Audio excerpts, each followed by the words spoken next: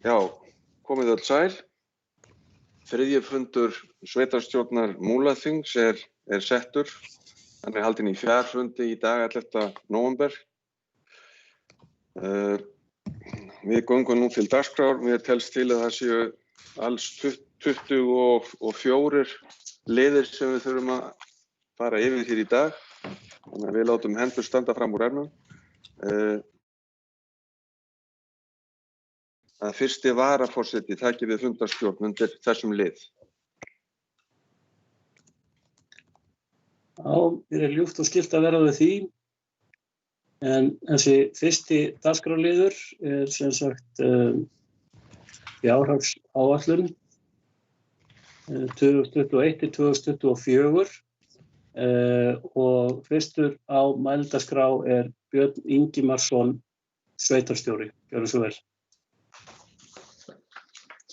Já, forseti og góðir fundarmenn.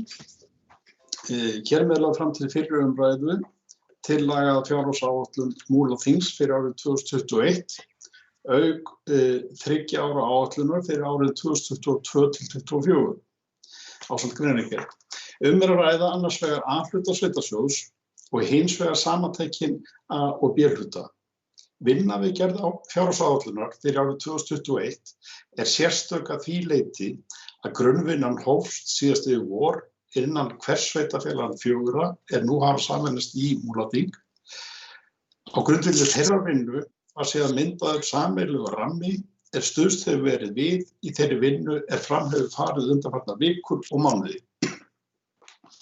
Sú fjárhagsáætlun sem hér er til umfjöllunar einkennist að hluta til að þeim áherslum sem fram komu við undirbúning sameiningar sveitarfélaganna 4, það er annars vegar hvað varðar þróun stjórnsýslu og þjónustu og hins vegar varðandi fjárfestingar hvað varðar uppbyggingu til framtíðar hjá sameinuðu sveitarfélagi. En að hluta til einkennist hún einnig að þeim aðstæðum er skapast hafa í samfélaginu vegna ríkjandi alheimsfaraldurs og áhrifum þess á rekstur sveitarfélagsins sem koma einkum fram í skertum tekjum. Til lengri tíma litið er horft til þess að haga rekstri sveitarfélagsins í samræmi við þann efnahag er honum er búinn en að standa jafnframt vörð lögbundna þjónustu og þróa hana samfélaginu til hagsbóta. Það er hins vegar gert ráð fyrir því í fyrirliggjandi fjárhagsáætlun að árin 2021 og 2022 muni verða erfið rekstrarlega, einkum hvað A-hlutann varðar. Ég vil nota tækifærið áður en lengra er haldið og þakka starfsmönnum sveitarfélagsins og fulltrúum í fagnefndum og sveitarstjórnum sem að þessari vinnu hafa komið fyrir þeirra framlag. Lykilmarkmiðin 4 sem við höfðum hér að leiðarljósi eru 1. Jafnvægi á milli samanlagðra tekna og gjalda A- og B-hluta á hverju 3 ára tímabili.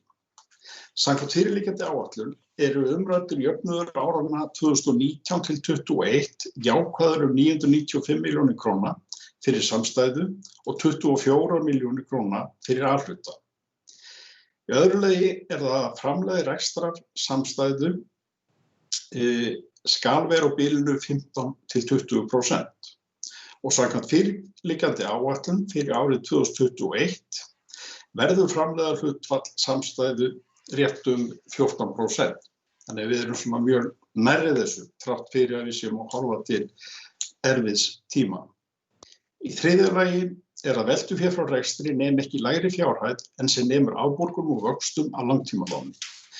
Og samkvæmt fyrirliggjandi áætlun mun veltufé frá rekstri í samstæðu nema 839 milljónir króna en afborganir skuldbindinga 799 milljónir króna.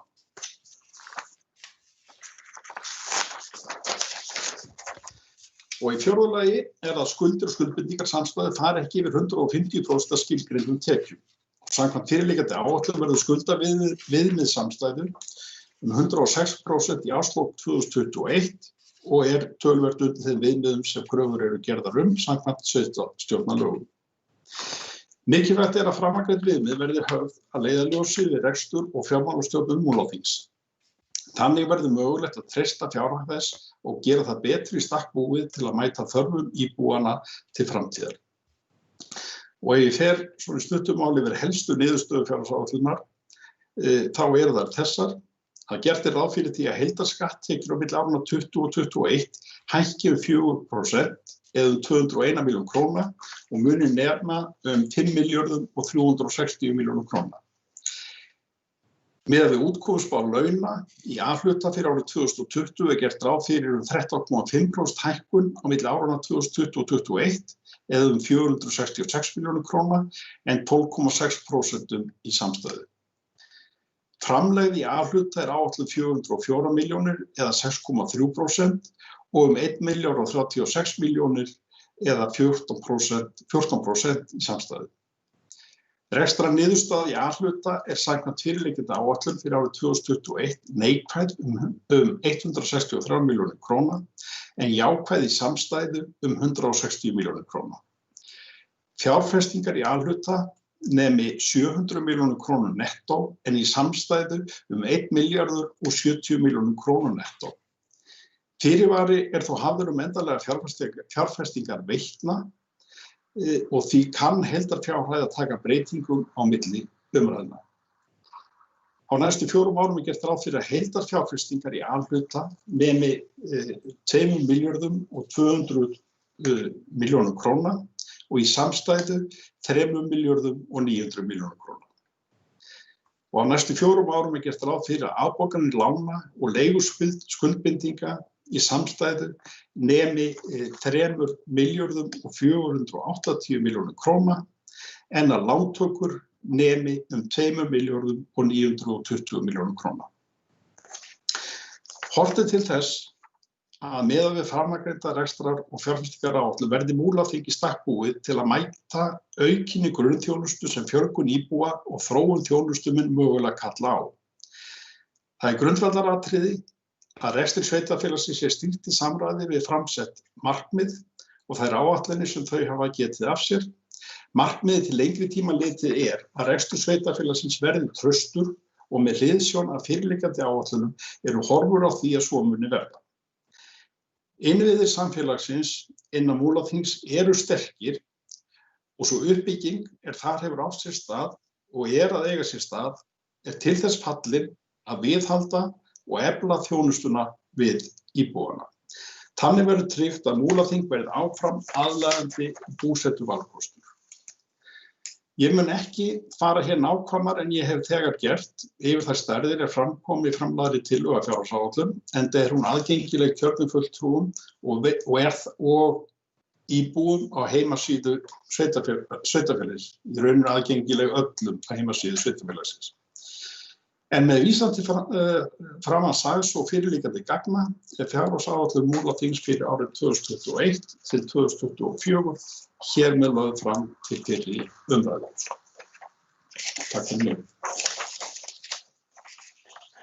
Og Björn Ingimarsson hefur þá lokið máli sínu og það komnir ef mér skjást ekki 3 á mælendaskrá. Næstur Gauti Jóhannesson, síðan Eyþór Stefánsson og Jakob Sigurðsson. En Gauti Jóhannesson, sveitarstjórnarfulltrúi, gjörðu svo vel. Já, takk fyrir það. Já, mér langar að taka við boltanum þar sem Björn skildi við.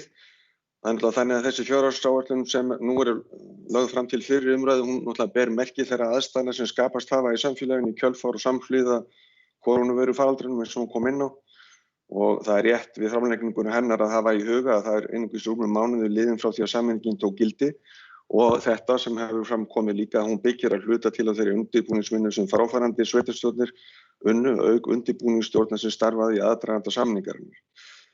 Einnig rétt að benda á að endanleg útkomuspá vegna 2020 liggur ekki fyrir, né heldur endanleg áætlun fyrir veiturnar. Af þessu leiðir að áætlunin mun væntanlega taka einhverjum breytingum á milli umræðna og fyrirsjáanlegt að sveitarstjórn þurfi ef til vill að gefa sér rýmra svigrúm til gerðar viðauka á næsta ári en ella hefði verið við eðlilegar aðstæður. Að þessu sögðu þá legg ég fram 2 eftirfarandi tillögur. Fyrri tillaga mín hljómar svo: Sveitarstjórn samþykkir að vísa fjárhagsáætlun 2021 ásamt 3 ára áætlun til síðari umræðu í byggðarráði og sveitarstjórn og síðari tillagan hljóðar svo: Sveitarstjórn Múlaþings samþykkir að álagningarhlutfall útsvars fyrir árið 2021 verði óbreytt frá því sem það var í sveitarfélögunum 4 eða 14,52%. En þeim upplýsingum og þeirri ákvörðun þurfum við að skila fyrir 1. desember. Ekki meira sinni, takk. Og Gauti Jóhannesson hefur þá lokið máli sínu og Eyþór Stefánsson næstur á mælendaskrá. Þar á eftir Jakob Sigurðsson og svo Berglind Harpa Svavarsdóttir. En Eyþór Stefánsson, sveitarstjórnarfulltrúi, gjörðu þú vel. Takk, forseti. Ég er búinn að vera inn í byggðarráði og tala fyrir því að inn á þetta plagg til 3 ára vanti á Borgarfjörð lyftu í Hafnarhúsið til þess að það standist nú kröfur fyrir lokúttekt. En eftir 2 ár eru allavega á nokkuð svo að farin að brjóta þar einhver lög aðgengismál og ég verð ekki var við annað en að menn sé að vilji koma þar inn en vilji koma þessu verkefni inn á fjárhagsáætlun en ég fór aðeins að rýna fjárhagsáætlunina og þegar ég skoða fyrir árið 2021 að þá kemur í ljós að þetta eru tæpar 1100 milljónir samantekið í A og B hluta þegar ég skoða fjárfestingarverkefni 2021-2024 og ég fann mig tilneyddan, mér langaði nú ekki til þess að setja upp svona gleraugu en ég setti upp staðsetningargleraugun og þegar maður rýnir í þetta skipti ég þessum verkefnum í 5 flokka sem þá Fljótsdalshérað, Seyðisfjörður, Djúpivogur, Borgarfjörður og svo annan flokk sem heitir óskilgreint og inn í óskilgreint setti ég alla gatnagerð, allar veitur og brunavarnir og eitthvað svona sem ekki hægt að finna staðsetningu en þessi skoðun mín leiddi í ljós að í óskilgreinda flokkin fara 200 milljónir og eftir standa þá 900 milljónir það árið sem mjög auðvelt að flokka á staðsetningar og þá kemur í ljós að það fara 120 milljónir á Seyðisfjörð, það eru stærstu póstarnir Höfn, Grunnskóli og Herðubreið. Á Djúpavog, þetta allt saman nettótölur, nota bene, þetta gjöld mínus tekjur. Og á Djúpavog fara 55 milljónir og það stærsti parturinn Höfn og þjónustumiðstöð. Á Fljótsdalshérað af þessum 900 milljónum fara 700 milljónir eða 65% fjárhæðarinnar. Það eru nýr leikskóli, íþróttavellir og ársalir sem eru þar stærstu póstarnir, nettó. Og Borgarfjörður fær heilar 18,5 milljónir í sinn hlut af 1100 milljónum sem eru í fjárfestingarverkefni árið 2021. Og þess vegna finnst mér svolítið súrt í broti að það sé ekki enn sjálfsagðara, ég ætla að taka fram að ég verð ekki var við annað en að maður vilji finna þessari lyftu stað en það gerir mig, maður ekki glaður yfir því að það sé ekki auðsóttara að fá hana. Því að það sem var náttúrulega markmiðið með þessu sameiningu var að þetta átti meðal annars að gera litlu sveitarfélögunum 4 kleift að fara í stærri fjárfestingarverkefni ella því að þetta lítur út núna að það verði minna fjárfest á Borgarfirði heldur en ef við hefum staðið ein utan sameiningarinnar og það finnst manni svolítið súrt. En varðandi hvernig, ef ég skil rétt og Jakob getur þá bara leiðrétt mig, hann næstur á mælendaskrá. Fjárfestingar sem þegar var verið að búa til þessi fjárfestingaráætlun, þá voru teknar fjárfestingaráætlanir sveitarfélaganna og þeim bara spyrt saman. Og á Borgarfirði hefur alltaf tíðkast sú venja að þegar við erum að búa okkur til okkar fjárfestingaráætlanir, þá höfum við alltaf tekið bara rekstrarafganginn hvers árs sem við erum búin að reyna að meta og ráðstafa honum og það hefur verið fjárfestingaráætlun. Það hefur ekki verið neinar fjárfestingar sem hefur átt að framkvæma með til dæmis lántöku eða einhverjum öðrum hætti.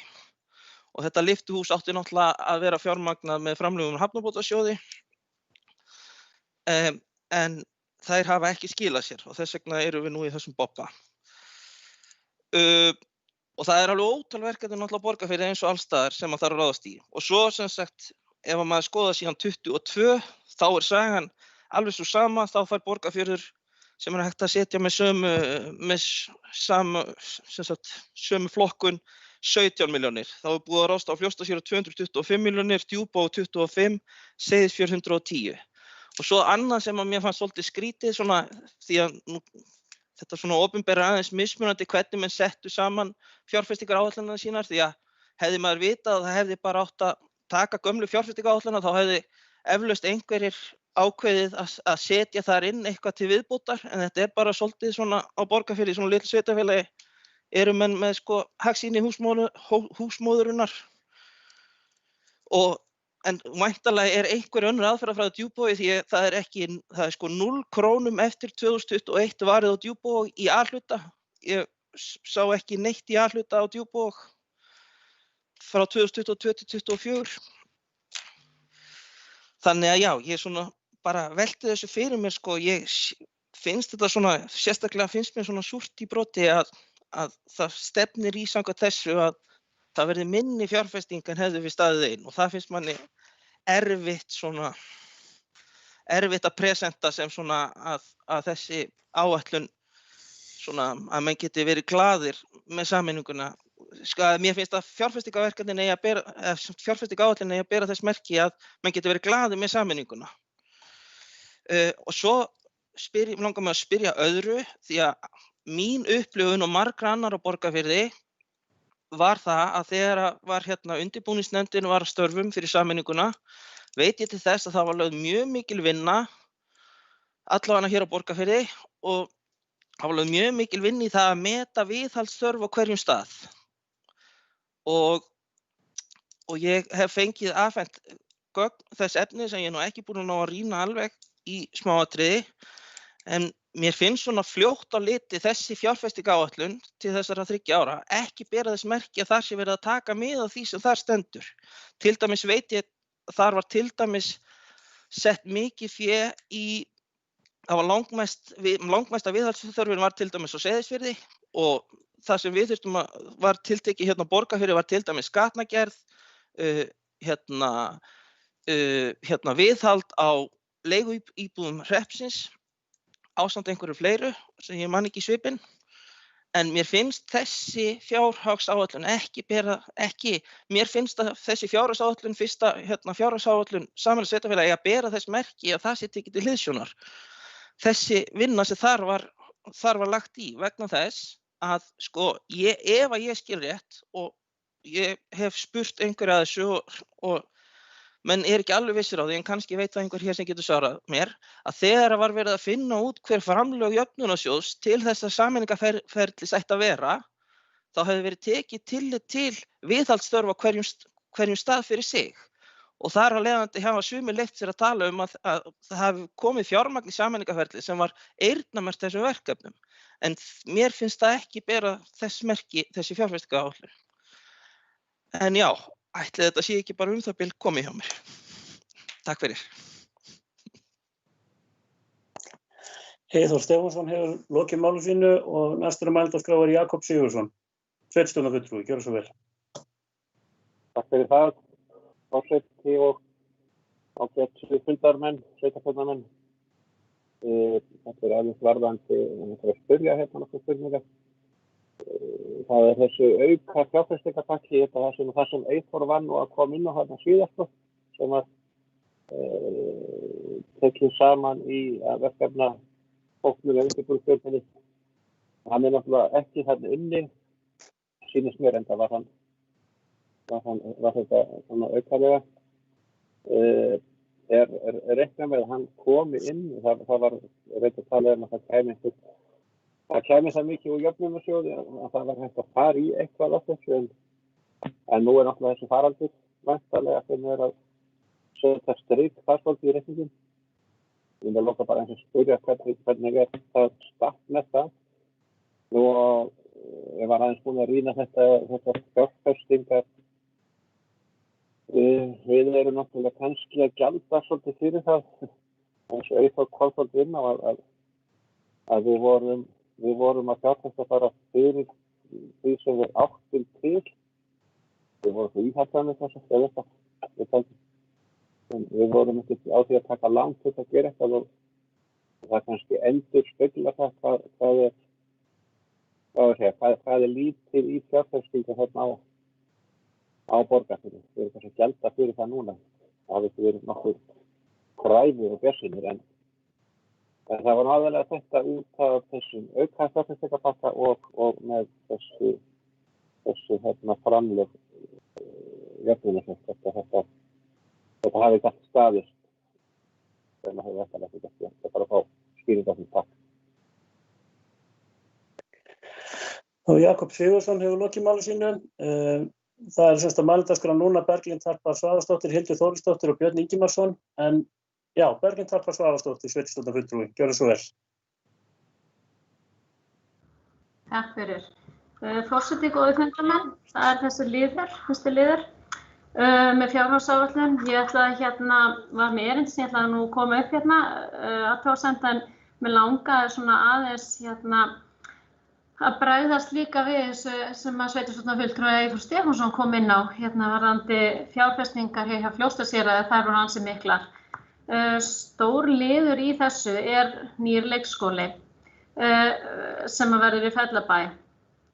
Þetta er verkefni sem hefur dregist í þó nokkur ár og breytist úr því að vera mjög dýr viðbygging og taka síðan viðbygginguna og taka hann í gegn og svona, og í ljós kom að þetta var fjárhagslega ekki skynsamlegt. Þetta var allavega komist niður á því þegar kostnaðargreining kom varðandi þetta miðað við nýjan leikskóla, og það fór á þann veg að nýr leikskóli í Fellabæ í staðinn fyrir fé sem átti að fara í þessa viðbyggingu og allt í kringu það.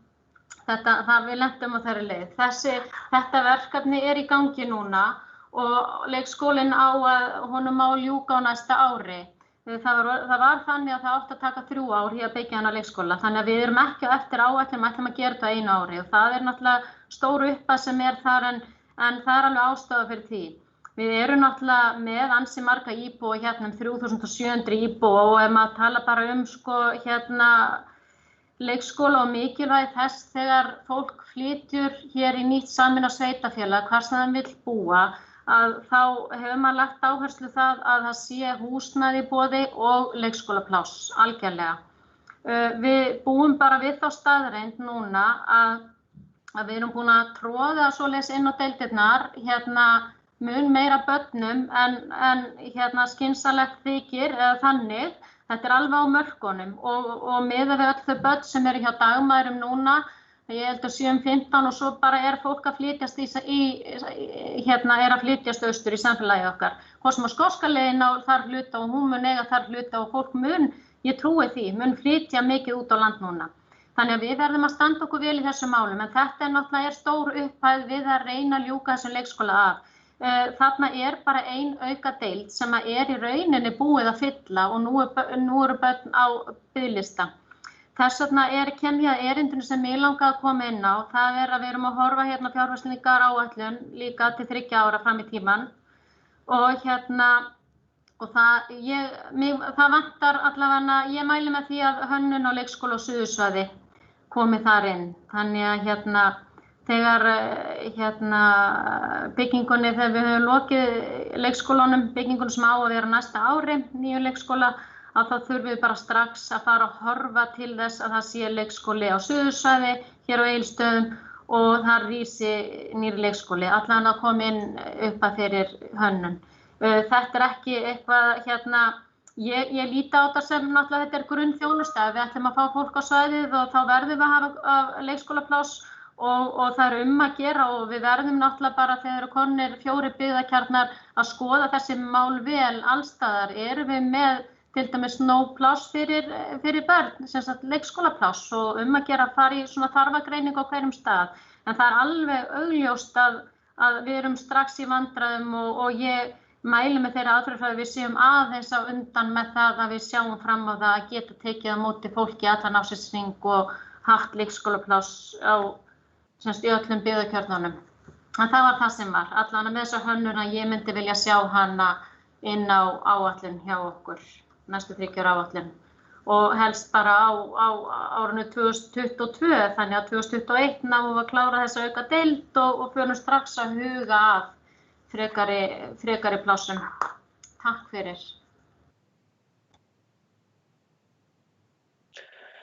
Berglind Harpa Svavarsdóttir hefur lokið máli sínu og næsta mælendaskrá Hildur Þórisdóttir, sveitarstjórnarfulltrúi. Gjörðu svo vel. Já, forseti, ágætu fundarmenn. Mig langar að lýsa yfir vonbrigðum með skiptingu fjármagns eins og kemur fram í þessari fyrri umræðu á fjárhagsáætlun sem liggur fyrir fundagögnunum okkar. Þegar við sátum í undirbúningsstjórn og kom fram að mestu skuldirnar lægju hjá Fljótsdalshéraði en mestu viðhaldsskuldirnar væru á Seyðisfirði annars vegar og hins vegar á Djúpavogi. Íbúar samþykktu sameiningu hér og ég get fullyrt það vegna þess að tækifæri til að byggja upp innvið og sækja fram. Og ég bara hvet bæjarfulltrúa til þess að endurskoða þessa skiptingu sem kemur fram í fjárhagsáætluninni sem liggur fyrir fundinum í dag. Einnig langar mig að fá skýringu á gatnagerð fyrir árið 2021 sem kemur fram heildartala 90,5 milljónir.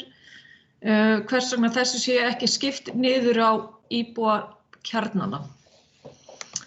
Nóg í bili, takk. Hildur Þórisdóttir hefur lokið máli sínu. Á mælendaskrá eru þá núna Björn Ingimarsson, Þröstur Jónsson og Jódís Skúladóttir. Næstur tekur til máls Björn Ingimarsson, sveitarstjóri. Já, forseti og gott fundarfólk. Þetta er ágæt umræða, en ég vil nú bara ítreka það að eins og hefur komið fram að þessi áætlun fyrir árið 2021, hún byggir alfarið á áætlunum viðkomandi sveitarfélaga. Við tókum ekki og réðust ekki neina breytingar þar. Þannig að það var áætlunin sem lá fyrir Fljótsdalshérað, fyrir Djúpavog, fyrir Borgarfjörð og fyrir Seyðisfjörð. Og ég vil hins vegar benda ykkur á að þegar það er verið að horfa til áranna fram í tíma, þá notum við líka langtíma þá áætlanir fyrir viðkomandi sveitarfélög. En það er töluvert óskilgreint í fjárfestingaráætluninni eftir því sem fram líður. Fyrir árið 2022 erum við með 126,5 milljónir sem ekki búið að skilgreina í verkefni, né staðsetja. Fyrir árið 2023 eru 313 milljónir sem ekki búið að skilgreina hvernig skuli ráðstafa og 326 milljónir 2024. En ég vil bara ítreka það að það sem við vorum að vinna með, þegar vorum að vinna fjárhagsáætlun, þá vorum við að vinna með fjárhagsáætluna frá hverju og einu sveitarfélagi. Við vorum ekki í neinni stöðu til þess að fara að búa til eitthvað annað heldur en þar kom fram og treystum því að þar væri verið að leggja málinu upp með ábyrgum hætti. Ég tek alveg undir það sem kom fram hjá Eyþóri að það er mikilvægt að koma þessari framkvæmd í Hafnarhúsinu inn og ég ger mér nú vonir það og eins og við höfum rætt að með samræðu við Hafnabótasjóð þá náum við þeim að þessu verkefni. Það var sent þangað erindi, ef ég skil málið rétt, fyrir þó nokkrum árum sem aldrei hefur hlotið afgreiðslu. Og það sem við þurfum að gera núna í rauninni að ganga eftir því að það erindi fái afgreiðslu og það eðlilegt að Hafnabótasjóður komi að þessu verkefni. Þannig að það ekki fráleitt að lyftuframkvæmdin gæti komist inn á næsta ár. Það ekki fráleitt. Ég sé fyrir mér og ég tek alveg undir það að lyftan hún verður að fara inn í síðasta lagi 22. Því að bara svo að húsnæðið standist bara lög og reglur. Varðandi, ég nú ekki með sundurliðina á gatnagerðinni. Ég reikna með að það hefði nú verið tekið bara saman. Gatnagerðin bara í einni tölu. Það 90 milljónir 21 og síðan eru 46,5 milljón sem sett í það næstu 2 ár og svo 100 milljónir 24. Ég hef bara grunn að þetta sé ekki niðurbrotið á árin, ég nokkuð bara sannfærður að þetta ekki niðurbrotið á árin 22, 23 og 24. En ég vænti þess nú að þessar 90 milljónir að þær séu sko samkvæmt bara áætlunum sveitarfélaganna. Þannig að eins og þær lágu fyrir. Framlög sko jöfnunarsjóðsins sko tóku kannski ekki endilega mið að þeir hafa bara sína aðferðafræði við útflutning. Við vorum, og það alveg rétt sem kom fram bæði hjá Jakob og hjá Eyþóri, að í undirbúningsvinnunni í fyrra vor þá var sest yfir það að átta sig á því hver væri hin raunverulega fjárfestingarþörf sveitarfélaganna. Það að segja, eitt að sjá fjárfestingar áætlanirnar og hitt að skoða þær fjárfestingar sem að þarf að fara í en menn hafa bara ekki séð fram á að geta farið í. Þetta reyndum við að tína allt til og settum síðan upp áætlun sem náði, ef mann rétt, fram til ársins 2028. Og á þessu tímabili sýndist okkur að við ættum að geta hreinsað í rauninni öll þessi verkefni út og í rauninni töluvert fyrr. Að vísu vorum við að hafa tekjuforsendur breyst aðeins frá því að það var og við erum til dæmis að gera ráð fyrir meiri skuldsetningu núna í þessari áætlun heldur við gerðum ráð fyrir í okkar upprunalegu áætlun. En heilt yfir þá erum við ekki, og ég er bara alveg klár á því, við erum ekki að bakka með eitt eða neitt gagnvart okkar þeim áherslum sem við lögum upp með. Og ég hef bara fulla trú á því að við náum að standast þau verkefni. Þannig að sko skipting fjármagnsins á næsta ári, hún bara byggir á áætlunum hvers sveitarfélags. Það er ekkert sem var til í vinnunni núna annað en það að við tókum þetta saman. Og höfðum ekki raunin forsendur til þess að gera með neinum öðrum hætti. Ég ætla ekki að hafa meiri bíl. Björn Ingimarsson hefur þá lokið máli sínu og næstur á mælendaskrá er Þröstur Jónsson, sveitarstjórnarfulltrúi. Gjörðu svo vel.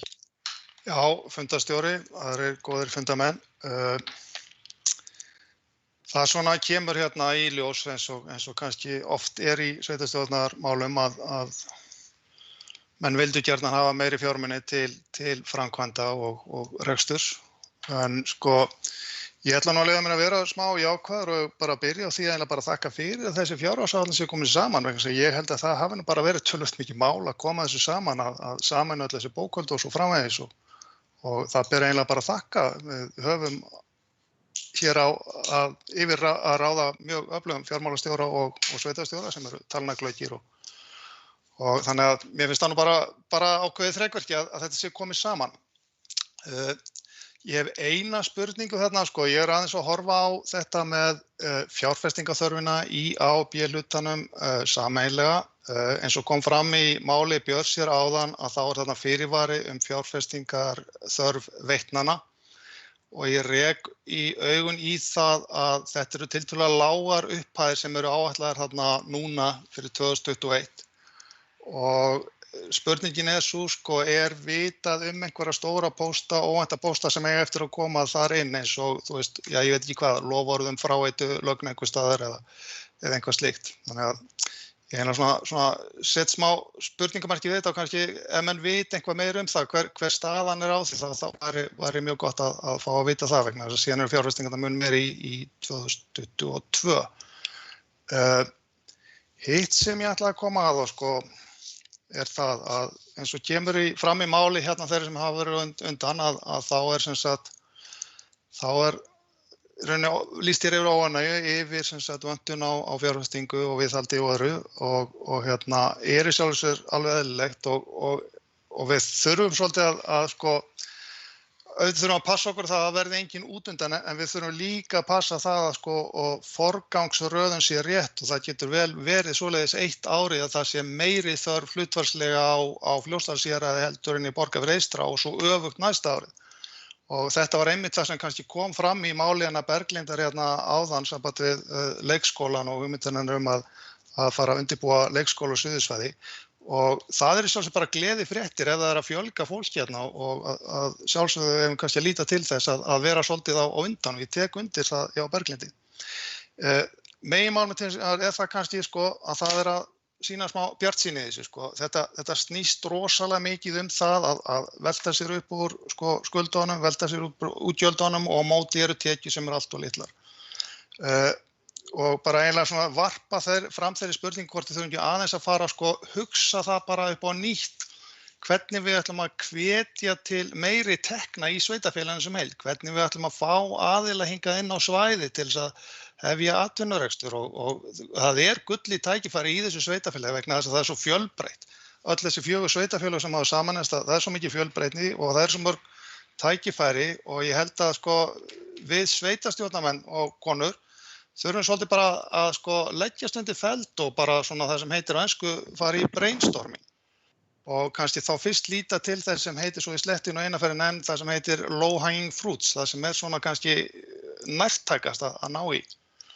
Og bara reyna að bara hefja hugmyndavinnu að því vegna þess að það náttúrulega alltaf tvennt í þess, það útgjaldaleiðin, það eru tekjurnar og það ekki alltaf þannig að það sé bara ekki hægt að auka tekjurnar, menn séu alveg hreint niður njörvaðar í því að hugsa útgjöldin sem eru mikil og þurfa að vera mikil til þess að halda upp í þjónustu og fjárfestingum. Og ég get alveg sagt það fyrir mig á hvað heitir að byggðarás, ég ætla að segja bæjarás, byggðarásfundi vonaðist ég til með að kannski koma fram með hugmyndir fljótlega með það, kannski 1 eða 2 til þess að byrja á, til þess getur orðið til þess að hvetja til aukins atvinnurekstrar á svæðinu. Og ég held sé mjög mikilvægt að við hugsum út fyrir boxið, förum að hugsa öðruvísi vegna þess að þær aðferðir sem við og kannski önnur sveitarfélög í landinu hingað til hafa ekki verið kannski skila miklum árangri. Og mér finnst ástæða til þess að taka þetta upp í byggðaráði í framtíðina, að fara að fókusa svolítið á þetta. Takk fyrir. Þröstur Jónsson hefur það lokið máli sínu. Á mælendaskrá nú eru Jódís Skúladóttir, Stefán Bogi Sveinsson og Eyþór Stefánsson. Þannig að ég vil biðja forseta að taka við stjórn fundarins eftir að ég hef gefið Jódísi Skúladóttur sveitarstjórnarfulltrúa orðið. Gjörðu svo vel, Jódís. Takk, forseti og aðrir fundarmenn. Mig langar bara að taka undir áhyggjur Eyþórs og Hildar og fleiri. Mér finnst að vera dálítið kaldar kveðjur að fara beint að fókusa á ákveðin verkefni eins og leikskólabyggingu hér, þar sem að við erum að horfa á kannski 2 grunnstoðir fyrir því að af þessari sameiningu varð. Það annars vegar að þessi smærri sveitarfélög sáu þar sinn hag í þessari sameiningu og hins vegar að skipulagsvaldið lægi hjá heimastjórnum. Þetta held ég að séu grunnforsendur því að af sameiningu varð. Og það auðvitað ákaflega dapurlegt eins og Eyþór bendir á ef að það minna til skiptana fyrir smæstu sveitarfélögin heldur en ef að þau hefðu ekki sameinast. Það náttúrulega bara grafalvarlegt mál. Svo langar mig líka að benda á það því að Björn hefur nú ítrekað bent á það að þeir voru með ákveðin gögn í höndum sem að voru áætlanir sveitarfélagana og byggja á þeim, en að sama skapi þá það búið að vinna að þessu sameiningunni lengi. Það lá fyrir að verið væri að fara í þessa fjárhagsáætlunargerð og það alveg ljóst að það ekkert eins unnið að málum í mjög smám sveitarfélögum og kannski þeim sem eru talsvert stærri. Og ég held að miða við þann mannafla og allt sem var bæði í sameiningarnefnd, þeir sem sita svo núna í sveitarstjórn, fyrrverandi sveitarstjórn, þetta allt fólk sem í daglegu sambandi, það lá allan tíman ljóst fyrir að til dæmis væri lyftan fyrir Hafnarhúsið ekki inn í fjárhagsáætlun þó að það væri stefnt á að fara í það verkefni sem allra fyrst. Þannig að mér finnst það vera fyrirsláttur að við byggjum bara á þeim áætlunum. Það alveg ljóst á að Borgarfirði var unnið öðruvísi að þessum málum og þessar fjárfestingar voru þar ekki inn á áætlun. Þannig að ég allavega hvet til þess að sérstaklega þetta verkefni á Borgarfirði því verði komið á og mér langaði svolítið að það sem að bæjarfulltrúi Berglind Harpa sagði að við erum auðvitað fjölmenn hér á héraði, hingað að flytja fólk. Þetta kunnuglegt stef sem að ég heyri alla daga þegar umræðan höfuðborgarsvæðið og landsbyggðina. Þar búa auðvitað flestir þannig að það verður að forgangsraða þangað. Þetta hugmyndafræði sem mér hugnast ekki. Við erum hér eitt sveitarfélag með mismunandi kjarna og það þarf bara að standa vörð hagsmuni allra. Og að lokum það sem Þröstur var að tala langar mig að koma inn á það að grundvöllur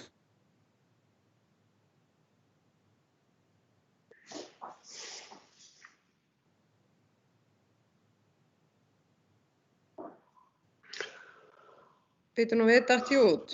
Já, þú stoppaðir í grundvöllur. Já, grundvöllur þess að við getum fengið fyrirtæki og einstaklinga til að koma hingað og fjárfesta eru til dæmis að skipulagsmálin séu með þeim hætti að hér sé hægt að fá atvinnuhúsnæði og lóðir. Og það einfaldlega þannig að við erum að missa héðan stöndug fyrirtæki að því við getum ekki mætt þeim. Þannig að hvort sem hér eru svona mörg leikskólapláss eða ekki, þá verðum við bara að horfa, held ég, á heildarmyndina og ég vildi bara koma þessu á framfæri. Þú veist, við getum ekki horft bara miðlægt á. Það akkúrat það sem að enginn stóð fyrir sameiningu. Að forgangurinn væri hér eitthvað á héraði frekar en annars staðar. Þörfina þarf bara að greina. Takk. Jódís Skúladóttir hefur lokið máli sínu. Á mælendaskrá núna eru 4, þau Stefán, Eyþór, Vilhjálmur og Berglind. Og næstur á mælendaskrá Stefán Bogi Sveinsson, sveitarstjórnarfulltrúi. Gjörðu svo vel. Takk fyrir forseti og ágætt fundarfólk. Ég ætla nú að bregðast við þeirri umræðu sem hér hefur orðið og kannski má segja hafi hafist með ræðu Eyþórs Stefánssonar, sveitarstjórnarfulltrúa, þar sem að hann sagði nú einhvers staðar í upphafinu minnst að ná það að hann vilji nú ekki fara í þennan samanburð. Ég held að það hefði verið ágætt ef að sveitarstjórnarfulltrúi hefði stoppað þar í staðinn fyrir að fara í þennan samanburð.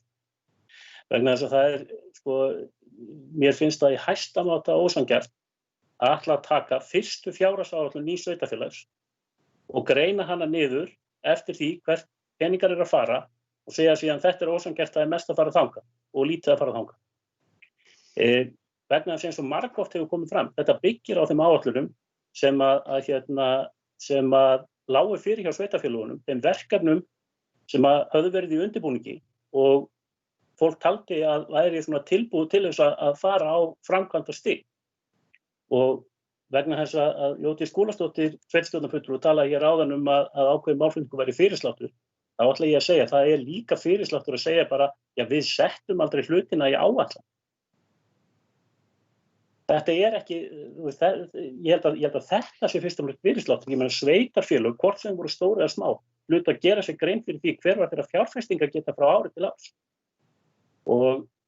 En af því sögðu, þá ætla ég svo sem að segja að það brýn þörf á því að koma að þessu lyftuverkefni í Hafnarhúsinu og Borgarfirði. Það engum til sérstaks sóma hvernig staðan þar að vera að koma með þetta hús í not og vera ekki með aðgengi, það eins og vera ber. En þetta byggir mjög mikið á því að það átt að reyna að sækja peninga annað heldur en í sjóði sveitarfélagsins og það verður bara að halda því verkefni áfram og finna þessu stað með fjármagni, utanaðkomandi fjármagni og fjármagni frá sveitarfélaginu. Ég kvíði því sjálfs ekkert vegna þess að þessi pakki ekki svo stór í heildarmyndinni. Það alveg ljóst að áætlun eins og þessi, sérstaklega kannski þessi áætlun, af því að hún hefur nú þessa sérstöðu að hafa ekki til dæmis verið neitt til umfjöllunar í skipuðu umhverfis- og framkvæmdaráði, þannig að það hefur kannski aldrei farið fram svona, sameiginleg yfirferð eða yfirferð á grundvelli þessa nýja sameinaða sveitarfélags á verkefni, þannig að hún óneitanlega ber keim af því hvernig hún til komin. Þetta að vera að púsla saman hlutum hverjum hún sinni áttinni. En við vitum líka að þessar áætlanir geta þurft að taka breytingu bara vegna þess að verkefni reynast dýrari eða ódýrari heldur en að upp á lagt með. Það ekki hægt að fara í eitt árið að finna fjármunum stað annar stað. Þannig að það líka verkefni sem framundan í umhverfis- og framkvæmdaráði að laga þessa áætlun að þeim veruleika sem blasa við á næsta ár. Ég mjög bjartsýn á það að við getum farið í lyftun í Hafnarhúsinu. En en ég vil ítreka það, mér finnst það mjög ósanngjarnt að taka 1 ár fyrir og ætla að draga einhverja ályktanir af því. Þannig að þetta eru þau verkefni sem voru tilbúin hjá sveitarfélögunum til þess að fara í. Og ég myndi kalla það verulega ósanngjarnt ef að verkefni sem hafa verið á teikniborðinu hjá Fljótsdalshéraði hafa búið að vera að vinna að lengi og koma á þann stað að það sé hægt að fara í þau. Að það séu þá teknir fjármunir út úr þeim verkefnum, fjármunir sem að Fljótsdalshéraði var búið að rekna með í sínu langtímaáætlun. Þeir séu teknir út úr þessum verkefnum og settir óskilgreint í verkefni eftir landfræðilegri staðsetningu. Ég kalla það bara eftir því að það sé lagt fram hér hvaða verkefni á stöðunum það eru sem eru tilbúin til þess að ráðast í og ætti að ráðast í á næsta ári, frekar heldur en þessi verkefni sem eru hér á Fljótsdalshéraði og bíða bara framkvæmd. Samanburður á þessu mun ekki verða marktækur fyrir eftir nokkur ár. Þá munum við sjá hvernig okkur hefur lánast að stýra fjárfestingunni á hina ýmsu byggðakjarna þessa nýja sveitarfélags. Og það er alveg ljóst að sveigjanleiki sveitarfélagsins hann liggur ekki síst í því að geta sett mjög mikla fjármuni 1 árið á einn stað og svo næsta árið á annan stað. Það er nefnilega kosturum við að vera í stærri einingu. Við getum sett klárað verkefni á 1 ári sem að minni sveitarfélögin öll hefðu hugsanlega þurft að brytja niður á fleiri ár með tilheyrandi óhagræði. Þannig að við munum sjá þetta ítrekað að það verður mjög mikið á einum stað og minna á öðrum á hverju ári fyrir sig. En við verðum að horfa síðan á heildarmyndina þegar upp stað. Það hefur líka verið talað hérna þessu samantekt sem gerði mitt á viðhaldsþörf og svona uppsafnaðri fjárfestingarþörf. Og það er alveg ljóst að þetta var tekið saman fyrst og fremst í þeim tilgangi að við sæjum verkefni framöndan. Við vissum hvað þyrfti til. Auðvitað óskuðum við þess að geta farið með þetta fyrir jöfnunarsjóð og sagt þetta er skuld okkar við okkur sjálf og þá að taka tillit til þess við úthlutun framlaga vegna sameiningarinnar. En niðurstaðan var þetta bara svo eins og jöfnunarsjóður hefur gert fram að þessu. Það er bara horft á það sem heitir skuld. Það er ekki horft á þessa viðhaldsþörf. Þetta var ágætis tilraun hjá þeim sem að unnu að undirbúningi sameiningarinnar að reyna að fá þetta viðurkennt, en það tókst ekki. Þannig að það er algjörlega rangt. Það er algjörlega rangt að það sé búið að úthluta einhverjum peningum úr jöfnunarsjóði til að bregðast við þessari viðhaldsþörf og það sé verið að taka það með einhverjum hætti frá þessum sveitarfélögum. Bara hafna því algjörlega. Og það er alveg ljóst að þessi viðhaldsþörf er til staðar en það er jafn ljóst að það kom aldrei til að henni yrði mætt á árinu 2021 að fullu. Ég fer bara fram á raunsæi þegar við erum að tala um þessu hluti. Hvað er raunar? Sveitarstjóri kom hér fram með það að það hefur verið horft til þess að við gætum náð að klára þetta verkefni, þessa uppsöfnuðu þörf, fyrir árið 2028. Og það var með þær forsendur sem við höfum þar. Og ég lýsi því yfir hér og nú að ég er tilbúin til að vinna því markmiði, en þetta gat þetta aldrei verið með þeim hætti að menn sæju það bara að það dælt auka fjármunum í viðhaldsverkefni og viðbótar fjárfestingu strax á fyrsta ári. Verðum að halda okkur á jörðinni með það. En þegar upp verður staðið að þá munu öll þessi samfélög standa betur eftir þessi sameiningu heldur en fyrir. Ég er algjörlega sannfærður um það eftir sameininguna rétt eins og fyrir það. Ég hugsa að ég láti þetta nægja í bíli. Stefán Bogi hefur lokið máli sínu. Næstur á mælendaskrá er Eyþór Stefánsson, sveitarstjórnarfulltrúi. Gjörðu svo vel, Eyþór. Já, takk. Og ég gleymdi nú að þakka fyrir vinnuna. Ég var nú búin að ákveða að gera það.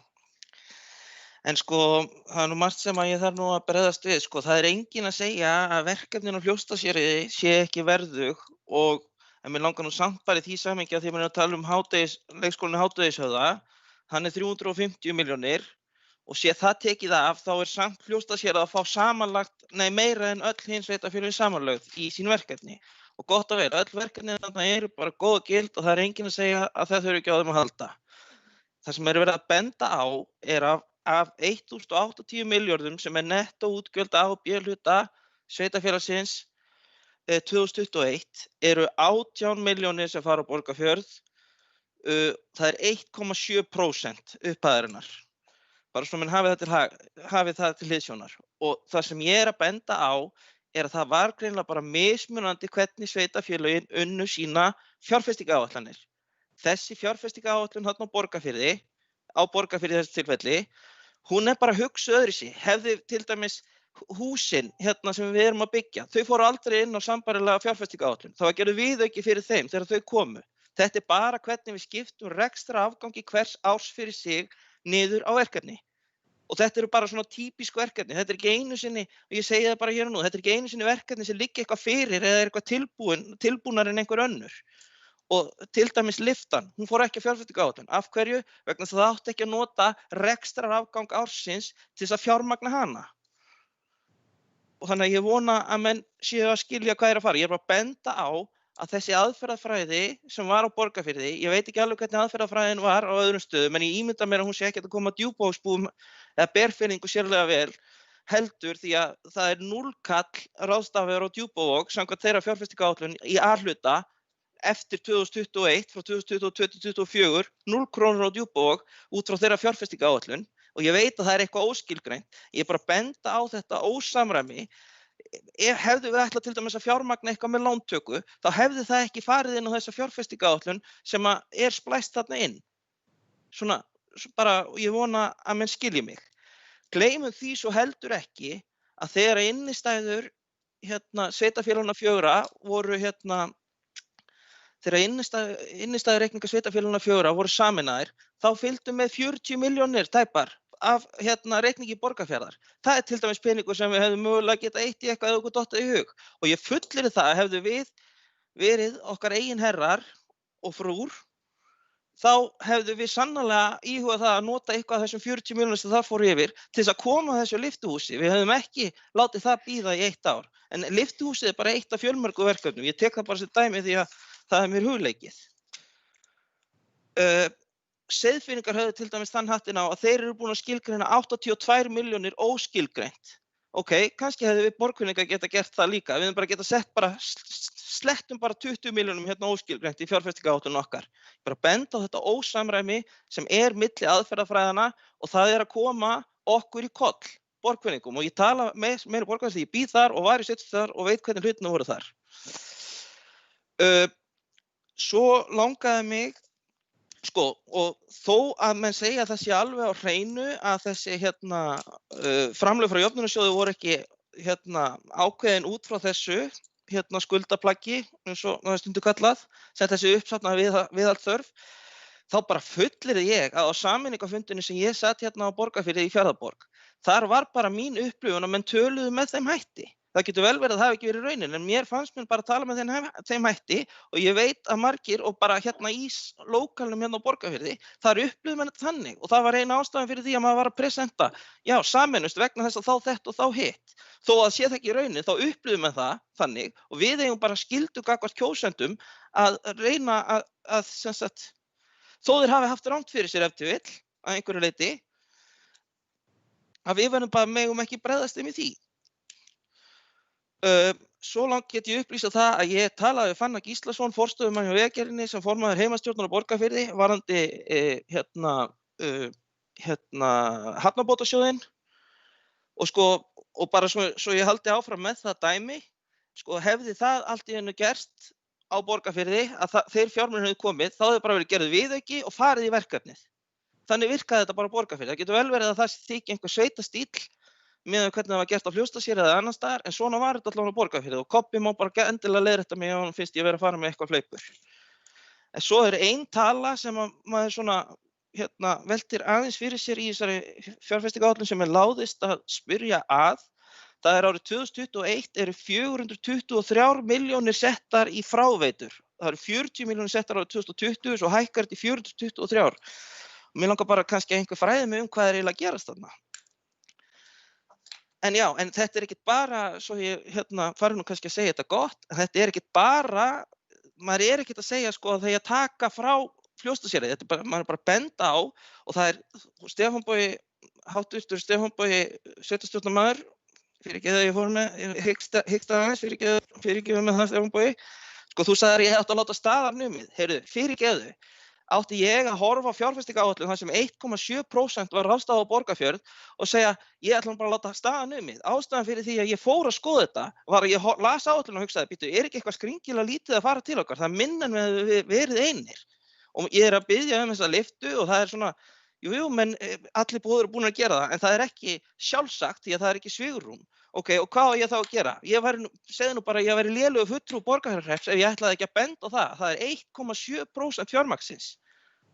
Ég fulltrúi allra hérna, líka mun ég berjast fyrir Djúpavogi og Fljótsdalshéraði. Það vill bara svo til að enn sem komið þá þekki ég bara best hvernig málin voru á Borgarfirði og ég núna lesi þetta með þeim gleraugum að hvert fjármagn að fara og það vill bara svo til að eru 18 milljónir á Borgarfjörð af 1080. Ég læt þetta duga. Takk. Eyþór hefur lokið máli sínu. Næstur á mælendaskrá Vilhjálmur Jónsson, sveitarstjórnarfulltrúi. Gjörðu svo vel, Vilhjálmur. Já, takk fyrir forseti og fundarmenn. Ég held að þurfum að horfa til þess að fjárhagsáætlunin núna unnin við dálítið sérstakar aðstæður. Í fyrsta lagi sameiningin og síðan þessi frestun sem varð á því að sameiningin tók gildi. Þannig að ég held að sé búið að vinna mjög mikla og góða vinnu við að stilla þessu upp. Það þurfti að vinna þetta út úr mismunandi kerfum og það er búin að fara fram mjög mikil vinna við að samhæfa þetta. Þetta voru svona sín fyrirverandi sveitarstjórna á rekstur og fjárfestingar og við getum ekki hlaupist frá því að niðurstaðan var að vinna þetta á þeim grunni. Núna erum við með fjárhagsáætlunina fyrir fyrri umræðu og við þurfum auðvitað að halda okkur við ákveðin viðmiðunarmörk bæði varðandi reksturinn og fjárfestingar og ég held að það sé mjög mikilvægt núna inn í þetta ástand, erfiða ástand sem við erum í að við erum ekki að víkja kannski mikið frekar frá þessum mörkum og kannski sérstaklega hvað varðar reksturinn sem að verður erfiður næstu 2 árin og einkum og sérilegi á næsta ári. En ég held að sé svona rétt að hafa í huga líka, það hægt að taka þarna ákveðin verkefni til innan þessa svigrúms til umfjöllunar milli umræðina í bæjarstjórn í byggðaráði ef menn vilja breyta áherslum. Ég held að sé mjög mikilvægt að við horfum líka á þetta í þessari heild. Síðan held ég að það sem hefur verið komið að og Þröstur Jónsson, sveitarstjórnarfulltrúi, kom að mjög mikilvægt að hér sé mörkuð framtíðarsýn uppbyggingu sem að leiða sér auknar tekjur. Og ég held að einn af þeim hlutum sem við höfum gert í því, sem mjög jákvæður í því skyni, það hvernig við erum að nálgast skipulagsmálin og hvaða áhersla þau að skipulags- og framkvæmdamálin að fá. En þetta leiðir auðvitað hugan líka að forgangsröð, hver eiga að vera forgangsviðmið. Það hafa verið nefndir hér leikskólar og aðrar framkvæmdir. Ég held að sé mjög mikilvægt að sveitarstjórnin marki sér svona einhver stefnu hver eiga að vera forgangsviðmiðin í verkefnavalinu þegar fram í sækir og svo svona lengri tíma stefnumörkum þannig að þetta sé svona meira ljóst. En ég tek alveg undir það sem hefur komið fram hér. Eitt af þessu sem svo mikilvægt í samfélagunum við búsetuval og maður var svona í gegnum tíðin hefur oft orðið var við það að þegar að fara að verða erfiðleikar með að koma börnum í leikskóla og þetta eru biðlistar þá þetta bara þáttur sem hefur mjög mikil áhrif á búsetuval. Þannig að ég held að sé mjög mikilvægt í því sambandinu og eitt sem ég vil síðan nefna sem kemur auðvitað fram í máli sveitarstjórnarfulltrúanna frá Borgarfirði að þeir miðuðu við að halda skuldum lágum og helst engum og þetta auðvitað þannig að við erum að fást við fjárfestingar engum og sérlega í A-hlutanum sem að ekki svona, það sem geta sagt innan gæsalappa fjárhagslega arðbærar, ekki með beinum hætti og það hefur komið fram að skuldir Múlaþings eru nokkuð miklar og það töluverða fjármuni að sækja með því að vinna að skuldalækkun þó maður þurfa að gæta hófs í á löngum tíma til þess og gera það að vinna þetta niður á löngum tíma til þess að raska ekki því jafnvægi og þeim áformum sem að var gengið út frá í sameiningun en það óneitanlega töluverða fjármuni að sækja þangað í lækkun skulda og þar með lækkun vaxtagjöldum. En svona nóg það í bili. Takk. Já, Vilhjálmur hefur lokið máli sínu. Næst á mælendaskrá Berglind Harpa Svavarsdóttir, sveitarstjórnarfulltrúi. Gjörðu svo vel, Berglind. Takk fyrir. Forseti, góðir fundarmenn. Ég skil alveg allar þessar áhyggjur og svona og varðandi þetta eru 4 sveitarfélög sem koma hérna saman og þetta fyrsta skrefið okkar sem byggir einmitt á fjárhagsáætlun sveitarfélaganna. Þau eru unnin með mismunandi hætti og þess vegna kemur upp núna eitthvað svona hvort að forgangsröðunin sé rétt. Við verðum náttúrulega bara að skoða það og ef að forgangsröðunin þannig að það eitthvað sem getur ekki beðið okkur stað, þá verðum við bara að bregðast við og ég vona að við náttúrulega bara temjum okkur þann hugsunarhátt. Við verðum ekkert áfram hér ár frá ári að hugsa bara sem hvert og eitt fyrrverandi sveitarfélag. Ég hugsa alls ekki þannig og mér þykir leitt að það hafi komið þannig áfram eins og þegar ég heyrði hana Jódísi Skúladóttur, sveitarstjórnarfulltrúa, koma því þannig fram eins og við værum eitthvað meira, ég veit ekki, meira virði eða eitthvað því við værum svona mörg hér. Ég var að tala að því að við erum að klára hérna leikskóla og horfa til þess að það ekki pláss og það kallar á hönnun á öðrum leikskóla. Við erum það mörg hér og það ástæðan fyrir því að í þessum málum og þá verðum við bara að horfa fram í tímann. Af því fólk að flytja hérna og við erum strax komin í vond mál. Og það bara þannig, það ekkert annað sem hugsað á það því ég að tala starfina hér og við viljum taka á móti fólki og eins og sveitarstjórnarfulltrúi Þröstur Jónsson segir líka, við verðum að horfa til þess að fólk geti fluttingað, haft húsnæði, fengið leikskólapláss og atvinnu og auka tekjur okkar. Ég algjörlega sammála og það var einu rökin sem var þannig að við skulum passa okkur svona aðeins hvað við séum að leggja fólki orð í munn með eitthvað svona því að það var alls ekki þannig. Og ég hvet okkur til að hugsa sem eitt og ég þannig og ég vill öllum byggðakjörnum það besta og þetta fyrsta skrefið og við munum forgangsraða. Eins og sagt, það kannski eitt árið mest á einu staðnum eða hvernig sem það verður og þetta bara eitthvað vinna sem við verðum bara að hafa í gangi og forgangsraða. Þannig að engin keppni á milli staða, þetta bara fyrsta skrefið út frá þessum gögnum, frá fjárhagsáætlun og við verðum bara að skoða það ef að það bara gengur alls ekki og við erum að bregðast við og þá gerum við það og sem betur fyrir þetta fyrri umferð hérna í umfjöllun fjárhagsáætlun. Þannig að ég hvet okkur öll bara til þess að vera svolítið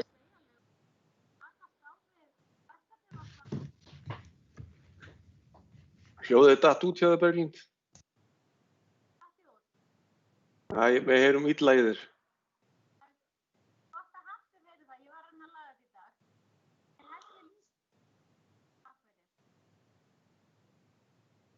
Já. Herðu, Berglind hefur lokið máli sínu. Næstur á mælendaskrá Jakob Sigurðsson, sveitarstjórnarfulltrúi og þegar hann hefur lokið máli sínu þá langar mig að biðja fyrsta varaforseta að taka við fundarstjórn. Gjörðu svo vel, Jakob.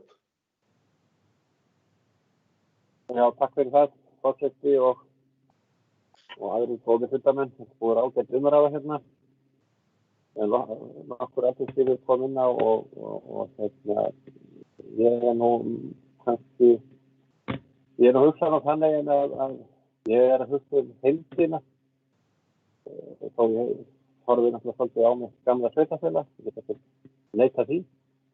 Og með þessi lyftumál sem búið að koma hérna inn á þá trúi ég því og ég veit það að allir sveitarstjórnarfulltrúar hér eru inn á því að það mál verði klárað og því verði fundinn einhver staður í fjárhagsáætlun eða í einhverju með einhver fjármagn þar inn og eins og Stefánsson sveitarstjórnarfulltrúi kom inn og það var náttúrulega unnið við þessar okkar fjárhagsáætlun út frá því hvað við höfðum til ráðstöfunar og fórum ekki í einhverja landtöku, það alveg rétt á honum. Þess vegna þetta svona eins og þetta á okkur og ég held að eins og búið að koma hér inn á þessi fjárhagsáætlun sem liggur núna fyrir, hún náttúrulega, það búið margkomið um það, hún náttúrulega samkvæmt þörf sveitarfélagana sem lá fyrir, það að segja áætlun á síðasta ári og eftir ekki ára áætlun þá. En ég búin aðeins að rýna í þetta á Borgarfirði það og það er bara samkvæmt henni, en það er ekkert verið að fara fram til að því neitt. Og ég vil bara þakka fyrir þessa vinnu sem búin að vera að leggja í þetta, því að þetta er ekkert einfalt mál að koma þessum saman í fyrsta skipti, sko, með þetta. Og þetta er að þakka það sem var því stóðu. Nú það var svona, Stefán Bogi svona stótt hans að mér áðan með þetta með þessa fjárfestingar pakkana, að það hefur átt að koma auka framlag úr jöfnunarsjóðum, það er alls ekki minn skilningur á því, heldur var það reiknað með því inn í samstarfsnefndinni að það yrði kannski til peningur kæmi það mikið úr jöfnunarsjóðum í sameininguna sjálfa, ekki bara í þennan fjárfestingarpakka, sem að hægt væri að vinna allt þessum, hvað að segja, saksa niður þennan pakka eins og þetta stöðum Björn nokkuð kom inn á að gera þetta á einhverjum árum og það náttúrulega, ég átti að reikna með því að það gert þannig en ekki tekið á einu ári eftir því. En ég vildi bara svona forvitnast það hvar þetta væri statt og hann hefur sjálfsagt ekki verið það settur væntanlega inn í neitt 3 ára áætlun, gerir ekki ráð fyrir. Ég vildi fá bara skýring á því, en þess að ég var ekki að reikna með því að það kæmi einhver sér fjármagn úr jöfnunarsjóði vegna þessa. En takk fyrir því.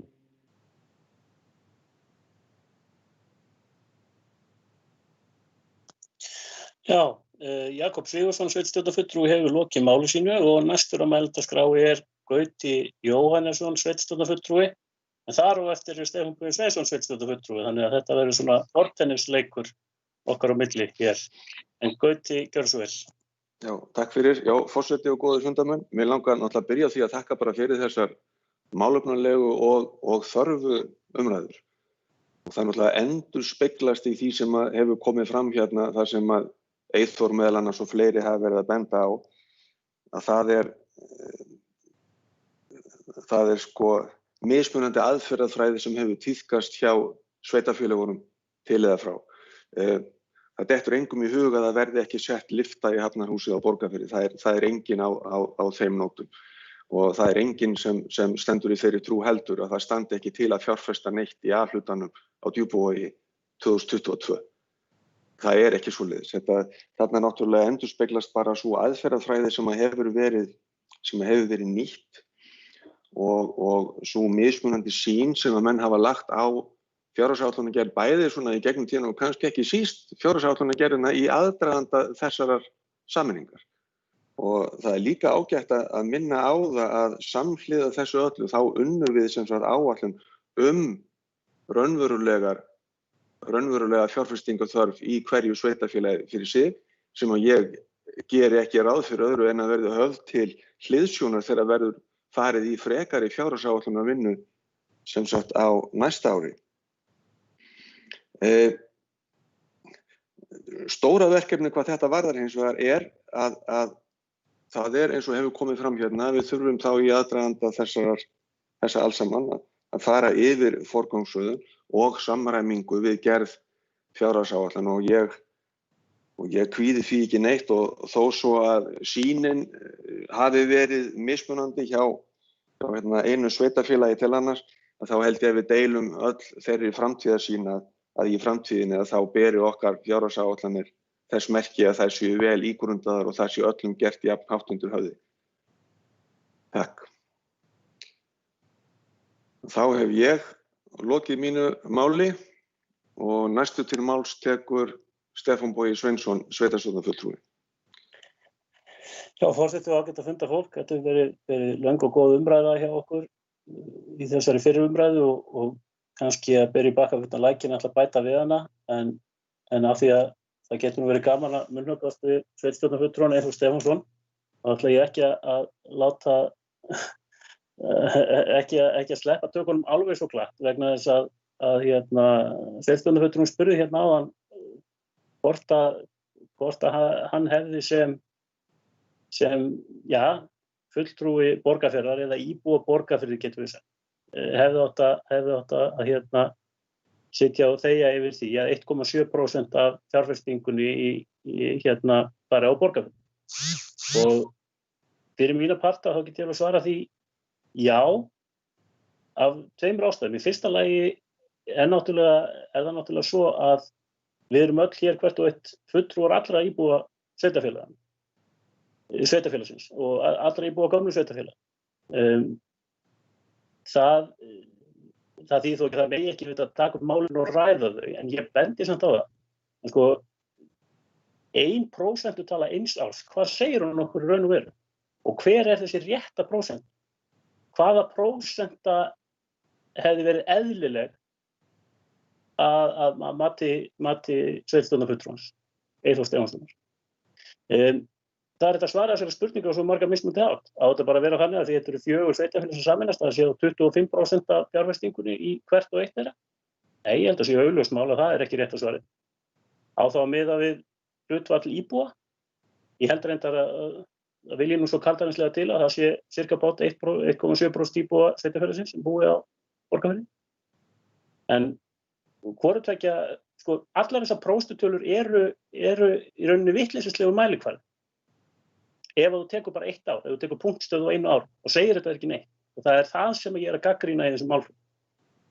Að þetta segir í rauninni ekki neitt eins og þetta liggur fyrir núna, annað heldur en það, hvar verkefni voru tilbúin, hvar var búið að gera ráð fyrir fjármunum hjá hinum eldri sveitarfélögum til að ráðast í verkefni.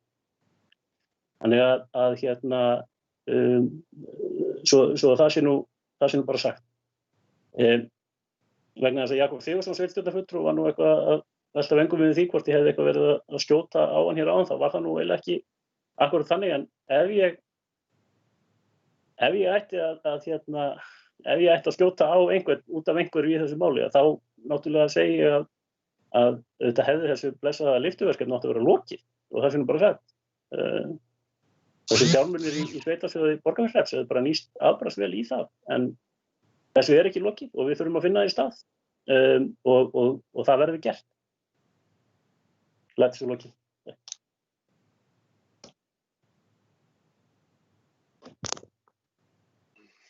Stefán Bogi hefur lokið máli sínu. Næstur á mælendaskrá er Þröstur Jónsson, sveitarstjórnarfulltrúi. Gjörðu svo vel, Þröstur. Já, forseti, aðrir góðu fundamenn. Ég veit ekki hvort að þurfa að lyfta þessum fundi á hærra plani, ég veit það ekki en þetta fara að snúast mikið blessuðu lyftu og sem er, svo sem ég ætla ekki að greina því, hún er, ég held að sé allir sammála það að þessi lyfta þurfa að koma fyrir það síðar. Ég vil aðeins, mér finnst svolítið hættuleg umræða einmitt þetta með að prósentutölu hér og prósentutölu þar. Eigum við þá fara að athuga líka hvað fer mikið í fjárfestingarinn á Jökuldali út í Hróarstungu eða hvernig ætlum hann að gera þetta? Og ég er nú bara ráðleg Eyþóri sveitarstjórnarmanni að hann er búinn að nefna þessa lyftu en svona mér varst málflutningurinn þannig að hin verkefni, þessi fjárfestingarverkefni sem eru svona brýna, hann telur þau ekki upp, þannig ég myndir bara ráðleggja að setjast niður þá og skrifa þau á blað og koma þeim inn í byggðarráð á næsta fundi. Hitt sem ég ætla bara að segja, ég ætla að ítreka þessa spurningu, ég held hún hafi gleymst, það var sambandið við fjárfestingarþörfina í veitunum og ætli ég þá að því ég var nú aðeins að slá á puttan Eyþóri, þá hjálpa hann líka að ítreka hans sömu spurningu þessa háu upphæð sem fari í veiturnar 2022. Það er að segja hvort það sé eitthvað sem eigi eftir að koma óvænt inn í fjárfestingarþörf hjá veitunum fyrir 21, einhver útrás eða vatnsveita, guð má vita hvað. Eiga menn von á því að þetta breytist mikið, eins og sagði, mér finnst tölurnar dálítið lágar þarna fyrir 2021.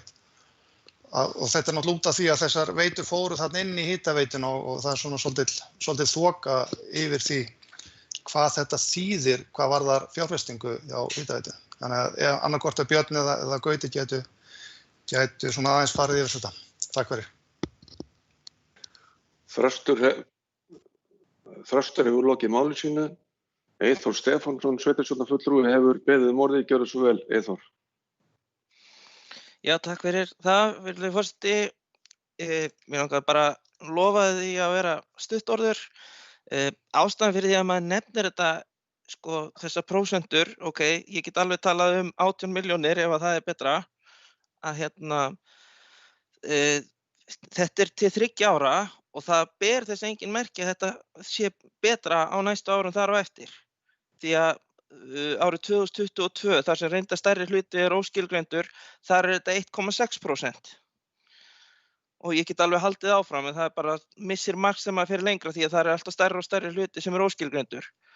Og ef ég veit rétt, þá eru íbúar Borgarfjarðarhrepps svona, voru nýlega skriðnir yfir 130 og það, með að það séu 5.000 manns í sveitarfélaginu, þá það 2,6% ef við ætlum að fara út í það. En mér finnst allt í lagi að munnhöggvast við þig líka, Stefán Bogi. Þannig finnst það ekkert leiðilegt heldur. En já, ég þarf ekkert að hafa þetta lengra. Nema bara það spurt hver rétt prósentan Sko, Borgarfirði eru menn almennt nokkuð bjartsýnir þessa dagana. Hér verið að byggja hús, bæði sveitarfélagið og í einkaframtaki. Og ég segi bara að rétt prósenta, ef við erum farin að velta því fyrir okkur, eigi að bera þess marks að það láti þessi bjartsýni ský sem eru hérna í Borgarfirði ekki hverfa. Takk. Eyþór hefur lokið máli sínu. Forseti lítur svo á að fundarmenn séu ekki að munnhöggvast, heldur skiptast á skoðunum á málefnalegan hátt og hvetur þá eindreiði til að halda því áfram. Björn Ingimarsson, sveitarstjóri, hefur beðið orðið. Gjörðu svo vel, Björn. Já, forseti, gott fundarfólk. Það þetta varðandi veiturnar og eins og kom bara fram í minni yfirferð, þá sko hafður fyrirvara á því að það sé alveg, sko það liggja ekki fyrir fjárfestingar áætlanir veitnanna og við gerum í rauninni ráð fyrir því að þetta kunna taka breytingum á milli umræðna. Því eins og þau bendið réttilega á, þá eru ekki stórar fjárhæðir inn í veitunum 21. Það eru hins vegar töluverðar fjárhæðir 22 og þar hef ég grun að sé vegið þyngst fráveitu framkvæmdin hér upp á Egilsstöðum. Það sem verið að fara með þetta allt í rauninni verið að taka fráveituna í rauninni í eina lögn eða eina hreinsistöð. Þannig að á þess að ég sé með sundurliðin á þessum 423. En við höfum ekki fengið endanlega áætlun frá veitunni eða frá hitaveitunni og ég á von á því að þetta taki einhverjum breytingum á milli umræðna. Þannig og enda höfum við svona ítrekað bent á það í gögnum með þessari fjárhagsáætlun eins og hún liggur fyrir núna. Það ekki meira. Þá liggur fyrir að mælendaskrá er tæmd, fleiri hafa ekki kveðið sér hljóðs og þá komið að því að afgreiða tillögurnar sem kom fram með áðan og við skulum fyrst taka þá fyrri sem eftirfarandi. Sveitarstjórn samþykkir að vísa fjárhagsáætlun 2021 ásamt 3 ára áætlun til síðari umræðu í byggðarráði og sveitarstjórn. Við lítum þannig á að ef enginn hreyfir andmælum þá sé þetta samþykkt samhljóða. Það hreyfir enginn andmælum við þessu og þá þetta samþykkt samhljóða án atkvæðagreiðslu. Síðari tillagan eftirfarandi. Sveitarstjórn Múlaþings samþykkir að álagningarhlutfall útsvars fyrir árið 2021 verði óbreytt frá því að svo var í sveitarfélögunum 4 eða 14,52%. Gerir einhver athugasemd við þetta? Ef það ekki, þá lít ég svo á að síðari tillagan hafi einnig verið samþykkt samhljóða án atkvæðagreiðslu. Þá erum við komin að, þetta hámarksálag, já. Þá erum við komin að lið 2 sem samþykkt stjórn sameinaðs sveitarfélags.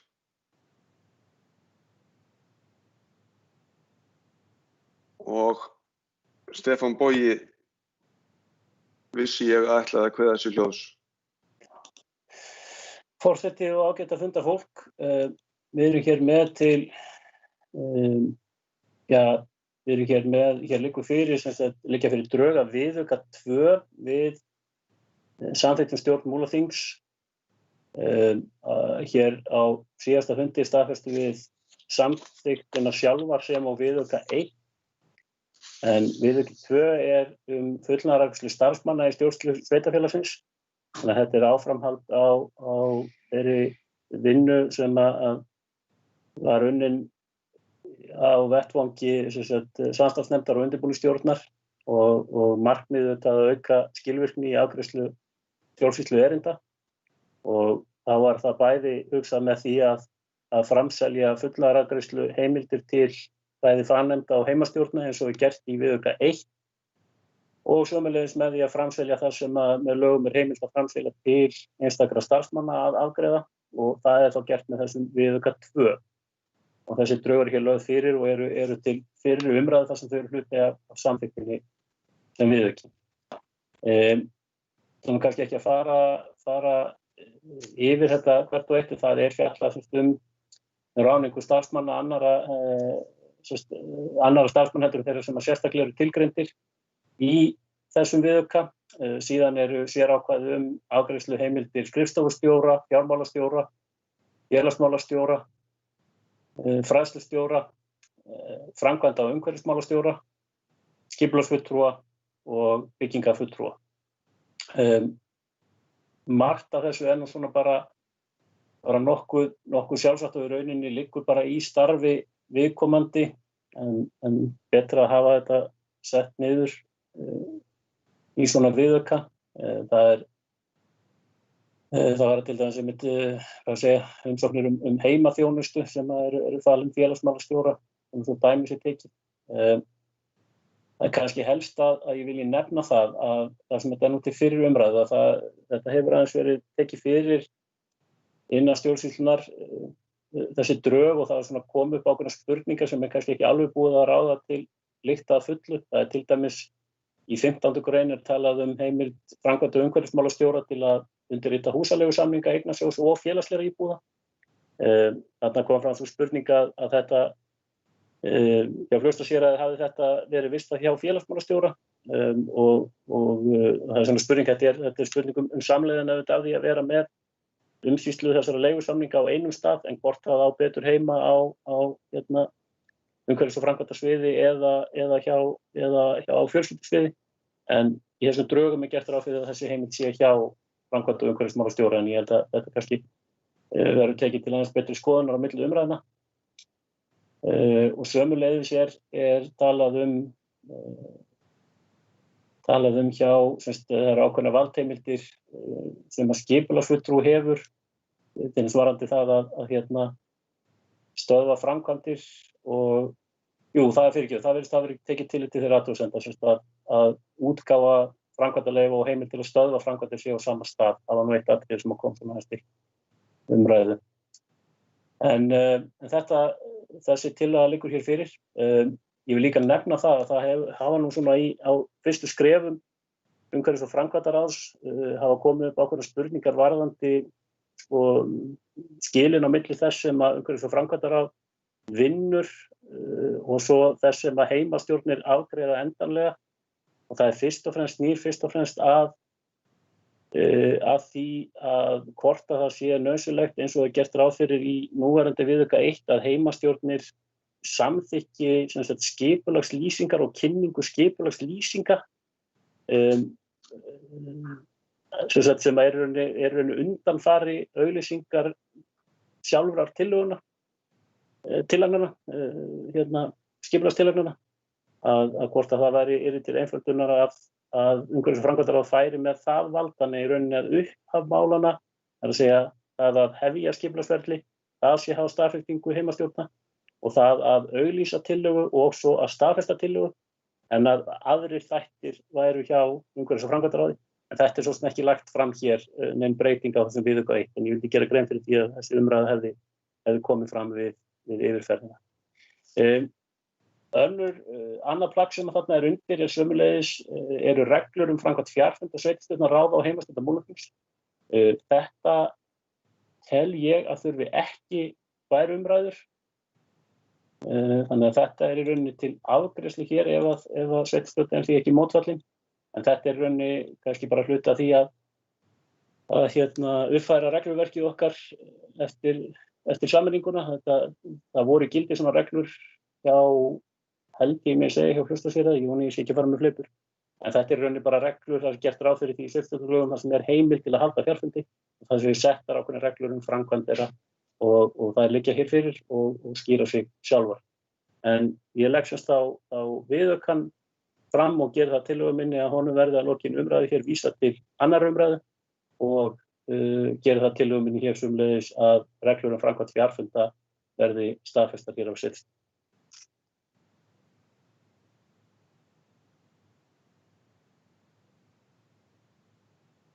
Stefán Bogi hefur lokið máli sínu. Næsta á mælendaskrá Jódís Skúladóttir, sveitarstjórnarfulltrúi.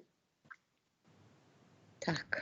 Forseti og aðrir fundarmenn, mig langar aðeins að spyrja út í þennan viðauka 2 og ef ég gríp nú bara niður í 16. greinina þar sem verið að fjalla framkvæmda og umhverfismálastjóra og ég held að það sé nú allt svona keimlíkt sko. Framkvæmda og umhverfismálastjóra heimilt að vísa ákvörðun samkvæmt 1. grein til afgreiðslu umhverfis- og framkvæmdaráðs ef ætla má að aðili máls muni ekki sæta niðurstöðu málsins eða ef lög og reglur og svo framvegis. Væri ekki eðlilegt að þetta væri skylda? Þetta heimild til að vísa því Þetta rosa mikið vald þannig. Mér langar aðeins að spyrja út í þetta, hvaða forsendur þarna bakvið og meðan ég hef orðið, þetta ekki til umræðu hér, ekki á dagskrá, en mér langar bara að svara því samt hreint út sem að Stefán Bogi kom að já, það mjög bagalegt að vald sé fært frá heimastjórn og inn til fagráðanna. Ég leggst gegn því frá með núna. Þetta á eftir að koma til umræðu síðar, en bara að því að þú minntist á það, þá ætla ég að gera það líka. En takk fyrir. Jódís hefur lokið máli sínu. Næstur á mælendaskrá Eyþór Stefánsson, sveitarstjórnarfulltrúi. Gjörðu svo vel, Eyþór. Já, ég bara með örstutta fyrirspurn sem ég rek augun í. Það í 15. greininni. Það sagt að framkvæmda og umhverfismálastjóri afgreiðir án staðfestingar sveitarstjórnar húsaleigusamninga eignasjóðs og félagslegra íbúða. Ég veit fyrir víst að það uppi háar raddir í heimastjórn Borgarfjarðar að koma með tillögu til dæmis eitthvað á þá leið að heimastjórn fari með það að útdeila íbúðum gamla Borgarfjarðarhrepps. Ef að þetta verður samþykkt sem sagt þessi 15. grein þarf þá að breyta henni í kjölfarið ef að við skildum biðja það hver sem skoðun okkar á því hvort að heimastjórn á að fara með það eða ekki. En hefði það þá í för með sér að þetta þyrfti að breytast? Er ég ekki að gera mig skiljanlega örugglega? Ég vona það. Já. Eyþór hefur lokið máli sínu. Til máls tekur Stefán Bogi Sveinsson, sveitarstjórnarfulltrúi. Jú, takk, forseti og ágæta fundafólk. Það aðeins varðandi þessa 15. greinina, 16. greinina og í rauninni samhljóða ákvæði held ég allstaðar í öllum varðandi alla starfsmenn. Það þetta heimildar ákvæði til þess að vísa málum til nefndar. Hugsunin náttúrulega sú að þessi að afgreiðsla starfsmanns á erindi alltaf háð því að það séu alveg skýrt markaðar reglur það hvernig ber að afgreiða það. Það rauninni það sem gerir það óhætt að láta þetta í hendur á viðkomandi starfsmanni. Það eru bara skýrar línur. Þessi heimild kannski hugsuð þannig að ef að starfsmaður upplifir það með einhverjum hætti að það reglur sem í gildi gefi ekki alveg nógu skýra niðurstöðu að þá geti viðkomandi sótt aukið umboð í hina kjörnu fulltrúa í nefndinni.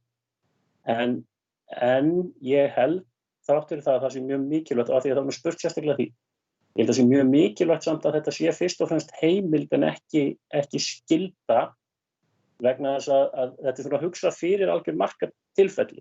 Ef að það er alveg ljóst að reglurnar taka ekki á tiltekinni úthlutun, þá ber að senda málum fyrir nefndina. Ef það er alveg ljóst að reglurnar taka til tiltekins atriðis, þá ber starfsmanni að afgreiða málum. Það er bara ef það kemur upp þetta jaðartilfelli, að þá hafi starfsmanninn þessa heimild að leita sér aukins umboðs, og ég held að það væri ekki gott ef að þetta væri gert að skyldu, vegna þess að það myndi, held ég, leiða til þess að flest öll þessi mál, sko, það er bara ef að einhverjum hætti, sérstaklega þetta kannski orðalaginu, ef að ætla á að aðili máls muni ekki sæta niðurstöðu, þá í rauninni erum við að fá allar hafnarnir inn á borð nefnda og ráða. Og ég held að það sé ekki skynsamlegt að hafa það þannig, en mín reynsla hefur samt verið svo að starfsfólk hefur verið mjög varkárt í beitingu síns afgreiðsluvalds og leita til nefndana jafnvel kannski heldur meira heldur en mér finnst endilega æskilegt. Þannig að ég hef ekki áhyggjur af því að þetta leiðir til þess að starfsmenn muni misfara með vald sitt, enda ef að slíkt kemur upp þá eru líka aðrar leiðir til endurupptöku mála og fleira slíkt sem að hægt að fara ef svo ólíklega vill til að það kemur upp. Varðandi fyrirspurn frá Eyþóri, já, þetta var til að bregðast við því sem Jódís Skúladóttir sveitarstjórnarfulltrúi spurði að, það sem Eyþór Stefánsson sveitarstjórnarfulltrúi fór yfir, þá ég myndi svara því þannig að já, ég tel að það þyrfti að breyta þessu ákvæði ef að stefnt væri að því að heimastjórnin færi sjálf með ráðstöfunarvaldið, þá þyrfti að breyta þessu ákvæði, þar sé að fella niður þetta og skilgreina einhvern veginn öðruvísi. Og ég ætla nú kannski að leyfa mér að segja það, ég er ekki viss um að það væri skynsamlegt að gera það. Ég myndi miklu frekar telja skynsamlegt ef að okkur þykir mikilvægt að tryggja aðkomu heimastjórnana að úthlutun íbúa til dæmis, að þá verði heimastjórnum falið að setja kannski tilteknar reglur úthlutun íbúa á hverjum stað sem að taki þá tillit til einhverja sjónarmið, ef það er einhver sérstök sjónarmið sem að fólk vill að teki sér tillit til við úthlutun á hverju stað. Það sé þá í höndum heimastjórnar að gera allavega tillögu að slíkum reglum, frekar heldur en að úthlutunar heimildin fari til heimastjórnar. Það er svona, mér stendur ákveðin stuggur af því. Takk. Stefán Bogi hefur lokið máli sínu. Vilhjálmur Jónsson, sveitarstjórnarfulltrúi, hefur beðið orði. Gjörðu svo vel, Vilhjálmur. Já, forseti og fundarmenn, það sem ég var að velta fyrir mér var þetta samstarf umhverfis- og framkvæmdanefndarinnar og heimastjórnarna hvað varðar vinnslu deiliskipulags og einhvern skipulagslýsingunum sem kemur þarna inn svona fljótlega í ferlinu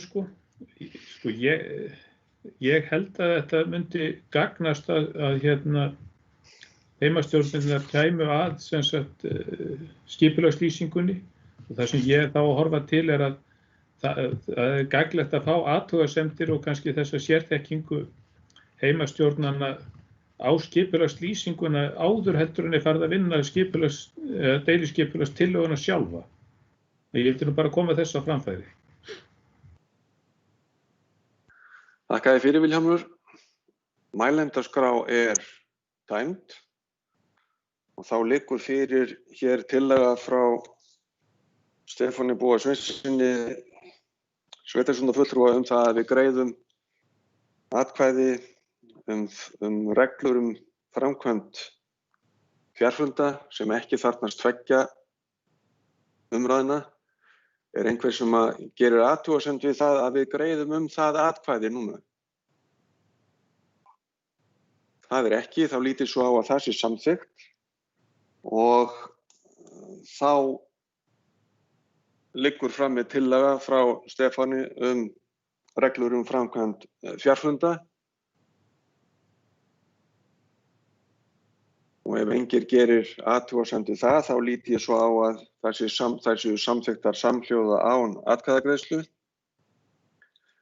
Og þá kemur að síðari tillögunni sem eftirfarandi: sveitarstjórn Múlaþings samþykki framlögð drög og nýjan viðauka við samþykktan og vísa þeim til síðari umræðu í sveitarstjórn. Gerir einhver athugasemdir við það? Ef það ekki, þá skoðast það samþykkt samhljóða án atkvæðagreiðslu. Og þá höldum við dagskrá áfram. Við erum komin að lið 3 sem kosning fulltrúa í embætti, stjórnir og nefndir.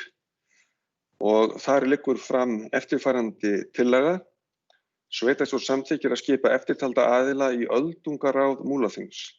Aðalmenn: Ásdís Hafrún Benediktsdóttir, Sigurður Gunnarsson, Gunnhildur Ingvarsdóttir, Einfríður Árnadóttir, Eyþór Elíasson, Jóhann Sveinbjörnsson, Eðvald Ragnarsson. HSA tilnefnir Stefán Þórarinsson og Þórunni Björgu Jóhannsdóttur. Þetta hér lagt fram. Þetta eru aðalmenn og varamenn eru Jón Ingi Sigurbjörnsson, Oddný Bára Daníelsdóttir, Þorvaldur P. Hjarðar, Helga E. Erlendsdóttir, Gyða Vigfúsdóttir, Gunnhildur Eldjárnsdóttir, Þórunn Borg Jónsdóttir og varamaður HSA eins og áður kom fram Þórunn Björg Jóhannsdóttir. Þetta liggur frammi til samþykktar. Gerir einhver athugasemdir við þetta? Það ekki, þá lítið svo á að þetta hafi verið samþykkt samhljóða án atkvæðagreiðslu. Forseti. Já. Oddný Bára Daníelsdóttir, þetta Oddný Björk Daníelsdóttir?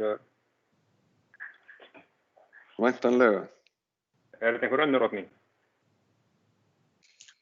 Nei, ég held þetta sé þín Oddný. Þetta okkar. Nú vona ég bara hún sé ekki að fylgjast með. Fyrir fundinum liggur einnig erindi frá Sigrúnu Hólm Þorleifsdóttur, varamanns D-lista í sveitarstjórn, þar sem hún óskar eftir leyfi frá setu í sveitarstjórn út kjörtímabilið og eftirfarandi tillaga þá lögð fram. Sveitarstjórn samþykkir beiðni Sigrúnar leyfi frá setu í sveitarstjórn út kjörtímabilið og jafnframt að Ívar Karl Hafliðarsson taki sæti hennar sem 4. varamaður D-lista í sveitarstjórn. Þetta hér til afgreiðslu. Gerir einhver athugasemdir við þetta? Það ekki, þá skoðast þetta samþykkt samhljóða án atkvæðagreiðslu. Og svo rétt að geta þess líka að það kom vegna mistaka við afgreiðslu og fundi sveitarstjórnar Múlaþings miðvikudaginn 14. október 2020 var kjörinn 1 aðalmaður og 1 varamaður í stjórn brunavarna og héraði fyrir hönd Múlaþings í stað 2 aðalmanna. Af því tilefni er lögð fram eftirfarandi tillaga: sveitarstjórn samþykkir að skipa Guðlaug Sæbjörnsson sem aðalmann í stjórn brunavarna á héraði. Gerir einhver athugasemdir við það? Það ekki, þá skoðast það samþykkt samhljóða án atkvæðagreiðslu. Þá komið að lið 4, siðareglur fyrir kjörna fulltrúa hjá Múlaþingi og Stefán Bogi Sveinsson, sveitarstjórnar fulltrúi, hefur orðið. Já, forseti og ágætt að funda fólk.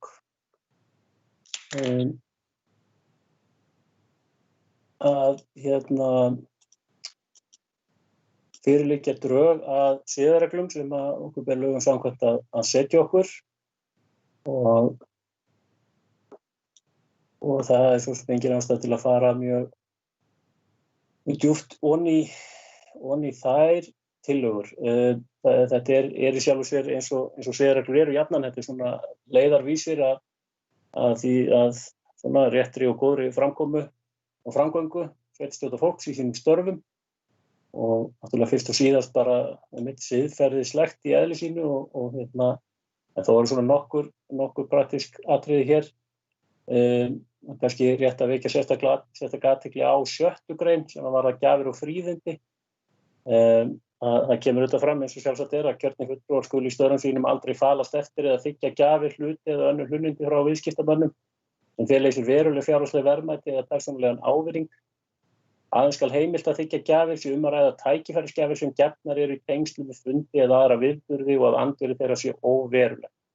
Þetta í rauninni, það má eiginlega segja held ég að tengist kannski fyrst og næst því að stundum tekið hér á móti gestum og þá kannski verið að afhenda einhverjar smærri gjafir, litla keramikmunni eða jafnvel áfengisflöskur, það hefur komið fyrir og en það sem kannski skiptir máli þarna að þetta ekki þau verulegu fjárhagslegu verðmæti að það sé líklegt til þess að hafa áhrif á sveitarstjórnarfólk í störfum þeirra, en þarna gerst ráð fyrir því að byggðarráð sé einfaldlega upplýst ef að til kemur. Þau til að mynda komið fyrir í vinabæðarheimsókn og menn hafa fengið afhenda slíka gjafir. Það var ekkert ólétt við það að þiggja það en ágætt að tileinka sér það bara einfaldlega að láta vita af slíku og þannig að það sé til skráð. Í 7. grein að þá sjáum við í skjalinu að þar gert sem sagt ráð fyrir þar verið að fjalla sem sagt hagsmunaárekstra og þar rauðlituð setning. Það sem sagt það sem er fjallað og tiltekið sérstaklega kjörnir fulltrúar taki ekki þátt í undirbúningi og afgreiðslu mála sem þeir eru vanhæfir í samkvæmt sveitarstjórnarlögum.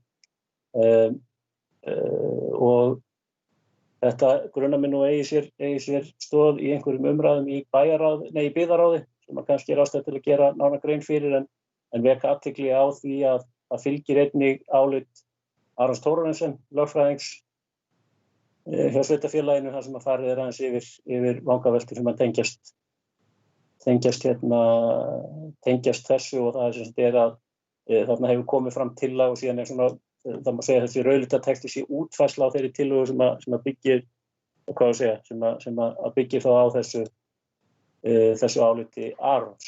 En þetta er lagt svona fram til afgreiðslu með þessari rauðlitu setningu inn í. Takk. Orðið laust ef ykkur vill taka til máls undir þessum lið. Ef það ekki, þá liggur tillagan frammi til samþykktar. Einhverjir athugasemdir við hana? Það ekki, þá lítum við svo á að hún sé samþykkt samhljóða án atkvæðagreiðslu. Þá erum við komin að lið 5 sem erindisbréf nefnda og Stefán Bogi Sveinsson, sveitarstjórnarfulltrúi, hefur orðið. Og forseti og ágæta fundarfólk. Hér sjáum við drög að erindisbréfum. Ég ætla svo sem ekki að orðlengja þetta neitt, þau skýra svo mikið til sjálf og legg þau einfaldlega fyrir hér til umræðu og afgreiðslu. Takk. Orðið laust varðandi erindisbréf ef einhver vill. Það hefur enginn kveðið þessu hljóðs. Þá liggur tillagan frammi til afgreiðslu. Þeir sem gera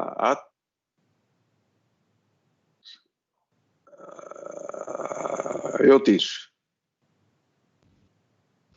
Takk. Ertu að biðja orðið undir þessum lið? Já. Jódís Skúladóttir, sveitarstjórnarfulltrúi, hún náður inn.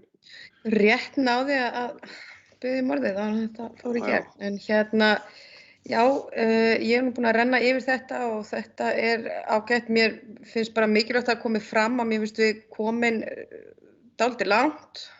Erindisbréfalaus, það búið að afgreiða ýmis mál og halda marga fundi í mörgum ráðum og nefndum. Það kannski það sem ég langar að ræða varðandi heimastjórnirnar og ráðning fulltrúa sveitarstjóra. Nú bara þetta þannig að gengið hefur verið frá að mér skilst ráðningu við fyrrverandi sveitarstjóra gömlu sveitarfélagana í þetta embætti og það nú talað sveitarstjóri í samráði við viðkomandi heimastjórn. Ég allavega fékk ekki memóið þetta, heldur var þetta bara tilkynnt á fundi hvernig að þessu hefði verið staðið og mér langaði bara svona aðeins að benda á þessa 4. grein. En svo langaði mig líka að ræða kannski að þarna neðst í 5. lið erindisbréfa liðsins þetta blað frá Róberti Ragnarssoni og hans stofu. Og það kemur inn á þetta sem að Stefán Bogi ræddi hér undir öðrum lið og það varðandi breytingu á fyrsta viðauka. Og þarna verið að vísa í það að það geti tafið afgreiðslu mála 2 til 5 vikur að eins og þetta núna og þess vegna þurfa að breyta þessu og færa ákveðið vald yfir til umhverfis- og framkvæmdaráðs. Mér finnst þetta nú bara algjörlega úr lausu lofti gripið. Í fyrsta lagi nú bara búið að funda einu sinni og það ekki nokkur reynsla komin á það og ég veit það í heimastjórn Djúpavogs og að mér best vitandi í öðrum heimastjórnum þá hefur verið lagt á það gríðarleg áhersla að heimastjórnirnar verði ekki flöskuháls. Það líka búið að ræða það og breyta örlítið þeim reglum og varðandi launakjör fulltrúa í heimastjórnum þá var aðeins því breytt hvernig það var sett fram til þess að fólk hefði þar svigrúm til að funda ef að fyrir liggur mikilvægt mál sem þarfnast afgreiðslu hratt. Þannig að þetta auðvitað bara algjörlega út í loftið. Ég held að það sé á engan hátt má hræra við því valdi, skipulagsvaldi sem að heimastjórnum var falið. Þetta forsenda sameiningar þessa sveitarfélags og það horft hingað til Múlaþings alls staðar af landinu hvað þetta varðar og bara að leggja þetta til finnst mér galið og ég mun aldrei á neinu stigi kvitta upp á það að þetta verði gert. Og svo langar mér bara að beina því líka hér út í fundinn að til stóð að halda fund í heimastjórn Djúpavogs strax í síðustu viku. Við biðum eftir afgreiðslu frá umhverfis- og framkvæmdaráði. Mér hefur ekki enn borist nein gögn frá þeim til þess að ég geti boðað fund og málin verði tekin til afgreiðslu. Og einnig langar mér líka því ég las nú fundargerð umhverfis- og framkvæmdaráðs þá langar mig að aðeins að gagnrýna orðalag í þeirri fundargerð það sem að umhverfis- og framkvæmdaráð að leggja ákveðna hluti til. Það held ég að sé algjörlega komið út fyrir þeirra umboð. Ákvörðunin liggur hjá heimastjórn og það ekki í einhvern veginn fari einhvers annars ráðs eða neinnar annar umsýslu að vinna máli með þeim hætti að heimastjórn sé svona óbeint sagt hvað hún eigi að gera. Og þetta var bara það sem ég vildi koma fram undir þessum lið og takk fyrir. Jódís hefur lokið máli sínu. Vilhjálmur Jónsson, sveitarstjórnarfulltrúi hefur orðið. Gjörðu svo vel, Vilhjálmur. Já, forseti og fundamenn, það svona eitt sem kom svona upp í hugan yfirlestur bréfanna, það varðar endur upptökum mála. Ég fann ekki að vera fjallað þau beinlínis í bréfunum hvernig með það væri farið en það kann að byggja á tilvísunum í lagagreinar, bara að fá þetta aðeins kannski skýrt frekar.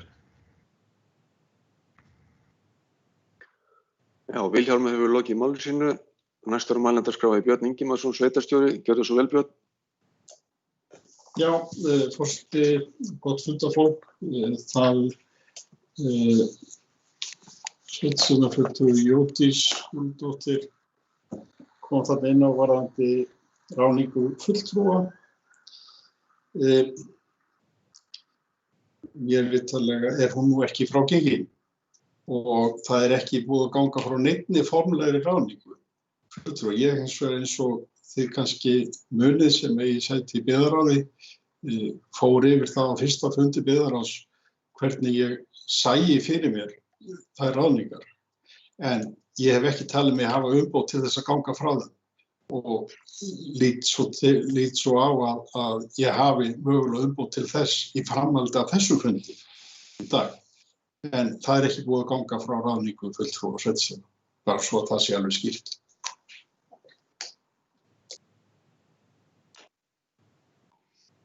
Björn hefur lokið máli sínu. Næstur á mælendaskrá Stefán Bogi Sveinsson, sveitarstjórnarfulltrúi. Gjörðu svo vel, Stefán. Jú, forseti og ágætt fundarfólk. Það í tilefni að ræðu Jódísar Skúladóttur, sveitarstjórnarfulltrúa. Þá ætla ég bara að segja mitt og kannski tengt því sem að Björn Ingimarsson sveitstjóri kom inn á hér áðan að þetta ráðningavald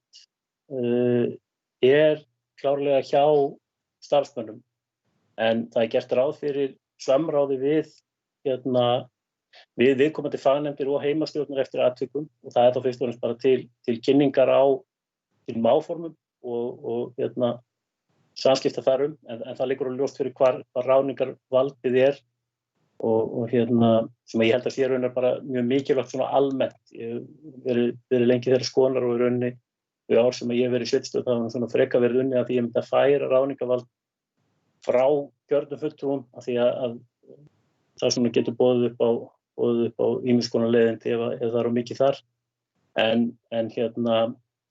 en ég ætlaði þó aðallega að bregðast við þessum orðum varðandi og skipulagsvald heimastjórnarna. Ég ætla að ítreka það að það er alveg ljóst í mínum huga að einmitt forsenda sameiningarinnar hér var svo að það yrði raunverulegt vald hjá heimastjórnum. Og í mínum huga þá snýst þið raunverulega vald semst annars vegar frumkvæði og hins vegar afgreiðslu frumkvæði að og hins vegar afgreiðslu skipulagstillagna, endanlega afgreiðslu. En það alltaf gert ráð fyrir því að innan umhverfis- og framkvæmdaráðs þá séu málin unnin, það er að segja í þessu málflokki. Það ef að farið yfir og skoða þetta regluverk þá sést að það eru ákveðin mál sem gert ráð fyrir að heimastjórn staðfesti eftir vinnslu í umhverfis- og framkvæmdaráði. Og það sem að þessi vangavelta snýst hvort að auglýsing eða kynning á skipulagslýsingu eðlilegra sem hluti af vinnslunni sem hjá umhverfis- og framkvæmdaráði eða afgreiðslunni sem hjá heimastjórnum. Og það alls ekki tilgangurinn að draga neitt úr vægi heimastjórnanna í þessu ferli. En þegar við fórum að skoða mál, það hefur eitt svona mál komið til afgreiðslu sem snýr á skipulagslýsingu og heyrir undir heimastjórn Seyðisfjarðar. Og það sem að gerist þar að í síðustu viku að þá staðfestir umhverfis- og framkvæmdaráð að senda þessi skipulagslýsingu í kynningu. En eftir yfirlestur á þessum samþykktum að þá kemur í ljós að það ekki hægt að byrja þetta kynningaferli fyrr en að afloknum fundi heimastjórnar Seyðisfjarðar. Heimastjórn Seyðisfjarðar mun koma að málinu, hún mun þurfa að staðfesta deiliskipulagstillöguna sem að verður til eftir þessa kynningu og hún mun þurfa að staðfesta hið endanlega deiliskipulag líka. Þetta snýst eiginlega bara það hægt að sleppa einu af þessum skrefum vegna að þetta sé í eðli sínu í rauninni bara undirbúningsfasi. Það er að segja skipulagslýsingin og kynning hennar og í rauninni sé aðkoma heimastjórnar af skipulagslýsingunni bara betur komin sem umsagnaraðili skipulagslýsinguna. Frekar heldur en að fá skipulagslýsinguna til staðfestingar og síðan séum kynnt að þá kynni umhverfis- og framkvæmdaráð skipulagslýsinguna og fái umsagnir frá umsagnaraðilum og þar með heimastjórn. Þetta nú ekki stærri breyting en þetta og þetta kannski skiptir þetta ekkert stóru máli en það sannarlega þannig að þarna verður til aukalegur biðtími á milli fundar umhverfis- og framkvæmdaráðs og heimastjórn. Þannig að þetta lengir ferli sem þessu nefnir. Þannig að það er nú bara þess vegna sem að þessu veltu og ég held að það sé rétt að skoða þetta vegna þess að þetta mun engu breyta það að hið endanlega ákvörðunarvald eftir sem áður hjá heimastjórn. Varðandi orðalag í afgreiðslum umhverfis- og framkvæmdaráðs að þá kannski bara þetta að ræða einhvern mismunandi orðskilning. Ég hef alltaf litið þannig á að sá sem að undirbýr mál, hann gerir einhverja tillögu. En sá sem að fær tillögu engan veginn skuldbundinn að fara eftir tillögu. Það vitum við öll að valdið hjá heimastjórninni. Heimastjórn getur ákveðið að gera annað heldur en það sem lagt til. En umhverfis- og framkvæmdaráð að mínu viti verður að afgreiða málið með einhverri tillögu til afgreiðslu. Þannig að það bara liggi fyrir hver niðurstaða umhverfis- og framkvæmdaráðs var. En hún ekki svo endanlega niðurstaða. Þannig að Ég allavega þarna ekki á neitt nátt verið að vefengja það eða þrengja að því valdi sem heimastjórn sannarlega hefur. Takk. Stefán Bogi hefur lokið máli sínu. Næst á mælendaskrá Jódís Skúladóttir, sveitarstjórnarfulltrúi. Gjörðu svo vel, Jódís.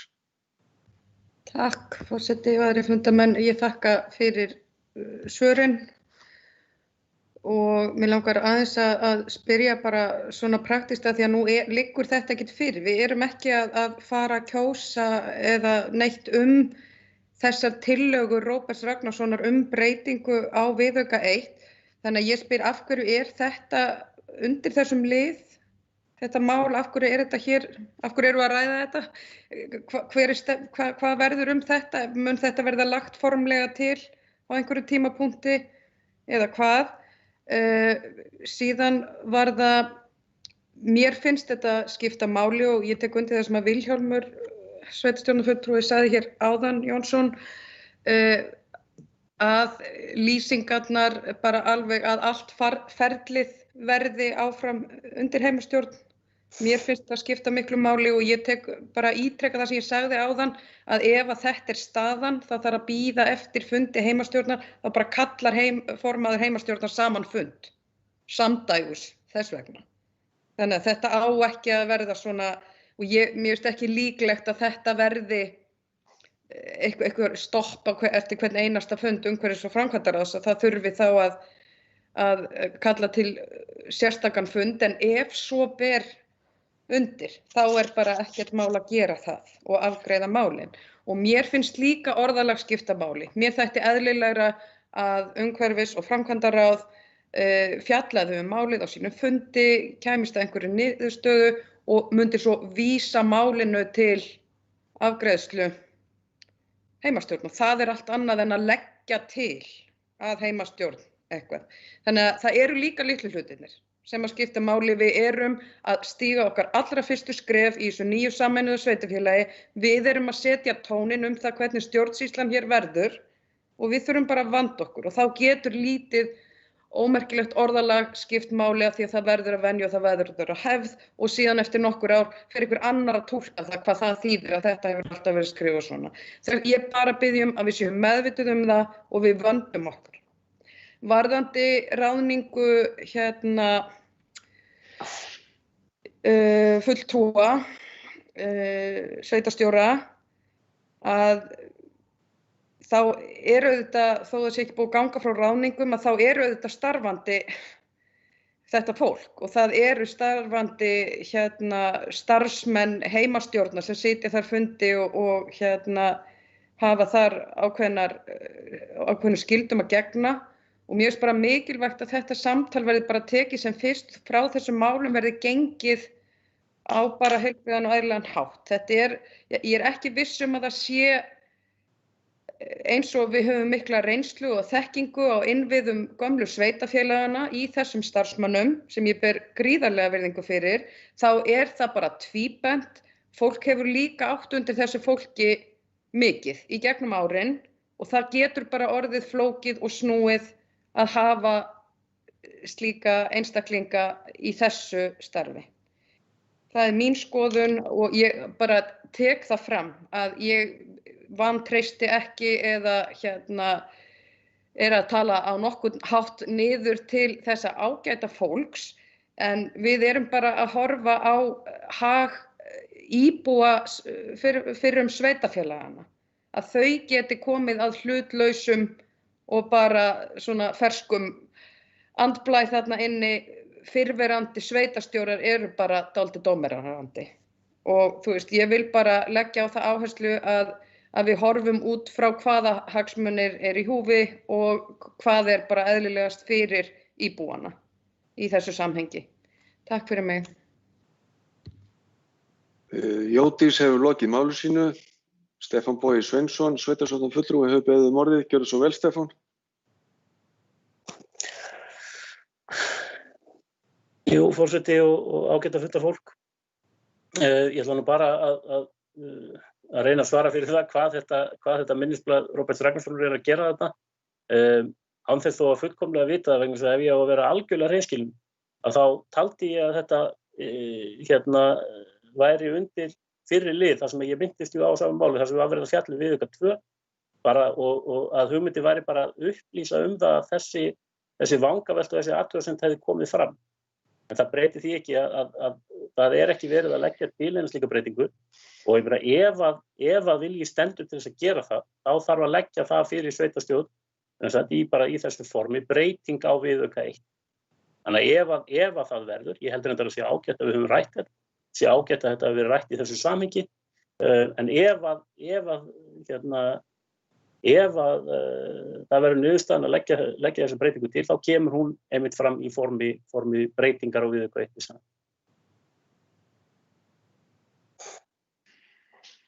Fleiri hafa ekki kvatt sér hljóðs, mælendaskránni tæmd, þá liggur fyrir eftirfarandi tillaga til afgreiðslu. Sveitarstjórn samþykkir erindisbréfin og felur sveitarstjóra að koma þeim til kynningar hjá viðkomandi nefndum. Einhver sem gerir athugasemdir við það? Það ekki, þá skoðast þessi tillaga samþykkt samhljóða án atkvæðagreiðslu og við förum yfir í lið 6 í dagskránni sem byggðamerki fyrir Múlaþing. Þar liggur fram eftirfarandi tillaga. Sveitarstjórn samþykkir að skipa eftirtalda aðila í dómnefnd vegna samkeppni byggðamerki. Þór Vigfússon, Ingvar Örn Þorsteinsson, Elín Elísabet Einarsdóttir, Unnar Erlingsson og Guðmundur Oddur Magnússon. Fulltrúar í dómnefnd skulu fá laun fyrir störf sín í samræmi við það sem segir verkefnabundnar nefndir sveitarstjórnar samkvæmt E-lið 3. greinar og 9. greinar í samþykktum starfskjör kjörinna fulltrúa hjá Múlaþingi sem tók gildi 14. október. Orðið laust þessa tillögu. Ef enginn kveður sér hljóðs, þá legg ég hana fram til afgreiðslu.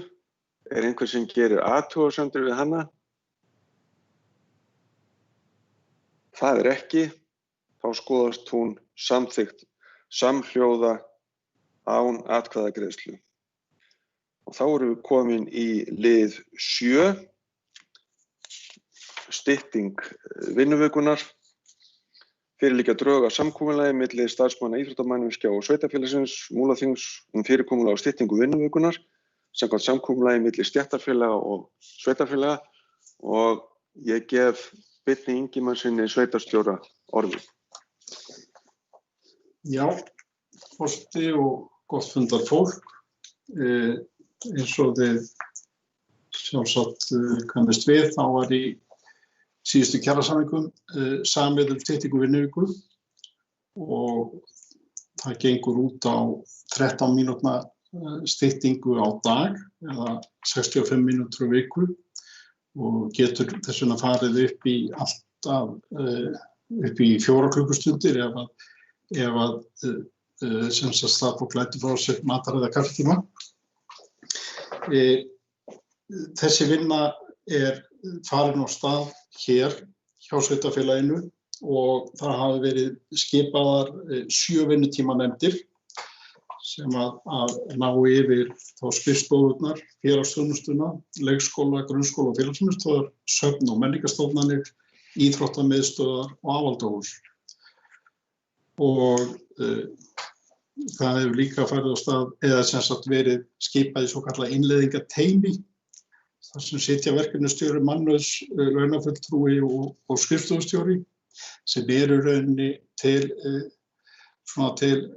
ráðgjafar við þessa vinnutímanefndir en verkefnisstjóri mannauðs hefur og leiðir þessa vinnu og það komin niðurstaða hjá einni vinnutímanefndinni sem íþróttamiðstöðvarnar og það niðurstaðan þarf þá að fá staðfestingu sveitarstjórnar en hún gengur rauninni út á það að hver og einn vinnustaður fái frjálsar hendur við að útfæra styttinguna vikulega.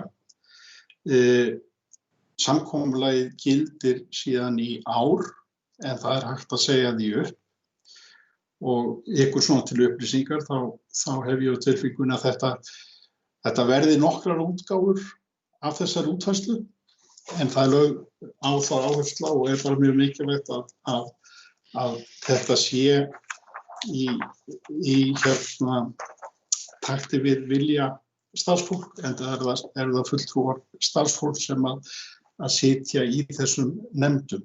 Það eru ekki stjórnendur sem eru aðrir af þeim. En með þessum málum vil ég bara leggja þetta hér fram til afgreiðslu. Takk. Vill einhver taka til máls undir þessum lið? Já, ég myndi vilja taka til máls.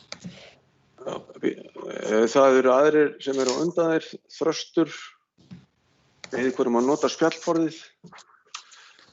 Já, bara örstuð, ég tók eftir því, sem bara besta mál, að í þessari plaggi hérna á stendur, við fyrstu sýn virðist ekki þurfa að skerða þjónustu eða að það komi til kostnaðar auka við styttinguna. Ég bara leggja áherslu á að þetta standi, þannig að ef eitthvað annað fer að koma í ljós, þá komi það til umræðu, þannig að þetta fari ekki á hvoruga leiðina að kostnaður aukist eða þjónusta skerðist, að ef horfir í það, þá verði gert vart við það. Takk fyrir. Þröstur hefur lokið máli sínu. Hildur Þórisdóttir, sveitarstjórnarfulltrúi, hefur beðið um orðið. Gjörðu svo vel, Hildur. Já, forseti og góðir fundarmenn. Ég rak augun hérna í orðalag sem ég langaði að ræða. Aðilar voru sammála að selja ekki kaffitíma að svo stöddu. Mikið hefur verið rætt og skoðað þessa aðferð styttingu vinnuvikuna sem hefur sýnt sig ítrekkað að skili ánægðari starfsmönnum og betri afköstum.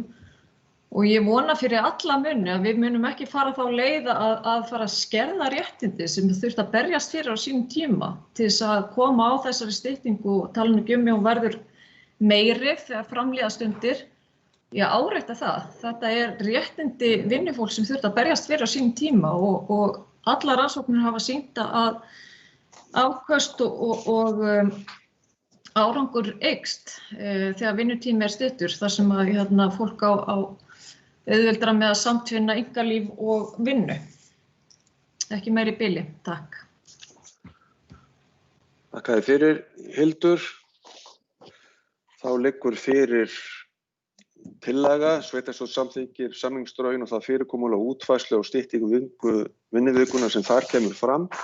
Að lokinni afgreiðslu og þessum lið vil ég biðja fyrsta varaforseta að taka fyrir stjórn liðarins á eftir sem þá lið númer 8. En gerir einhver athugasemdir við tillöguna varðandi vinnutímann? Það ekki, þá skoðast það samþykkt samhljóða án atkvæðagreiðslu.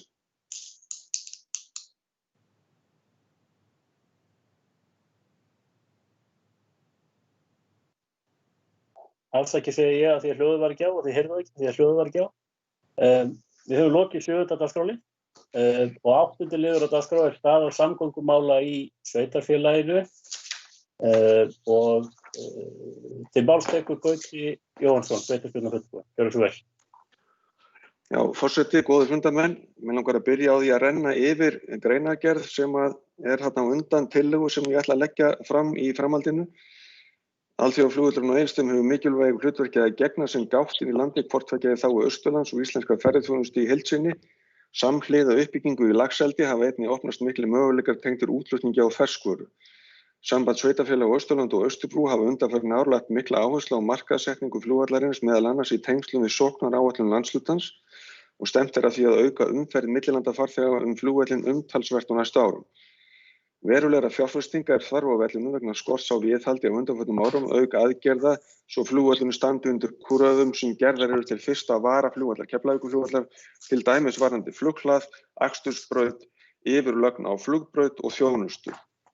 Afar brýnt að hefja sem fyrst vinnu við mat á þörf fyrir uppbyggingu innviða og þjónustu á Egilsstaðaflugvelli með hliðsjón af tækifærum vallarins sem áfangastaðar fyrir erlenda ferðamenn og vöruflutninga. Að þessu sögðu þá vil ég leggja fram eftirfarandi tillögu.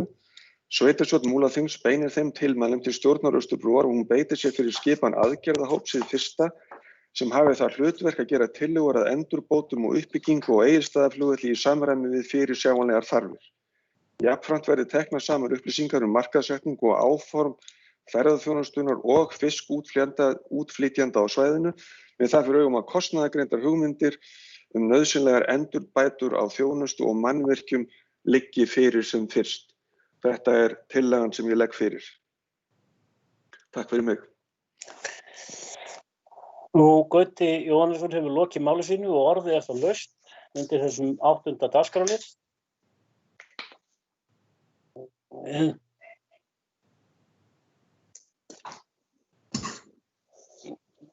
Þröstur Jónsson, sveitarstjórnarfulltrúi, gjörðu svo vel. Já, forseti, aðri fundarmenn, bara örstutt með þetta. Þetta er nú sama tuðið alltaf sko með þetta blessaða jöfnun eldsneytisverð. Þetta er eins og Rómverjinn sem lagði til alltaf á hverjum fundi að Karþagó skyldi lögðu í því.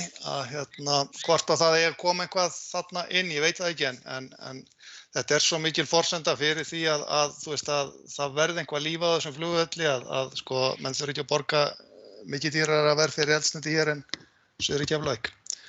Að koma því að og spyrja kannski Gauta bara það, hvort að eigi einhvern veginn að koma þessu kannski inn þarna. Þröstur Jónsson hefur lokið máli sínu.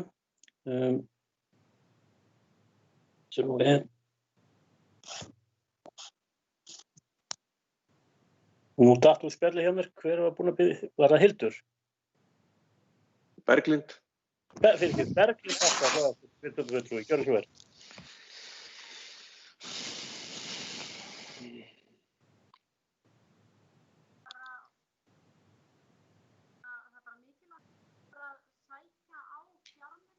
Berglind, það heyrist eiginlega ekki neitt í þér. Það er bara frá ómurinn að þér.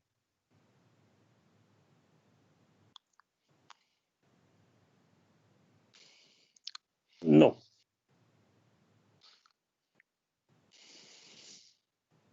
Sér rétt, er Berglind Harpa horfin á fundinum? Nei, hún er þarna ennþá, það bara heyrist ekkert í henni.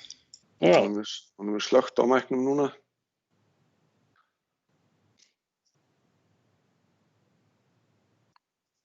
Og gefum þessu smá stund og athugum hvort það ekki reddist úr.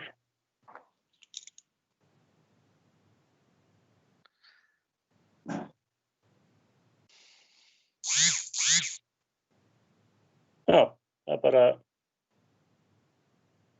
þetta virðist vera óviðráðanlegt eða illviðráðanlegt. Já, við skulum fara, ég tek næsta á mælendaskrá og svo gerum við aðra atlögu að Berglindi þá eftir. Eyþór Stefánsson, sveitarstjórnarfulltrúi, gjörðu svo vel.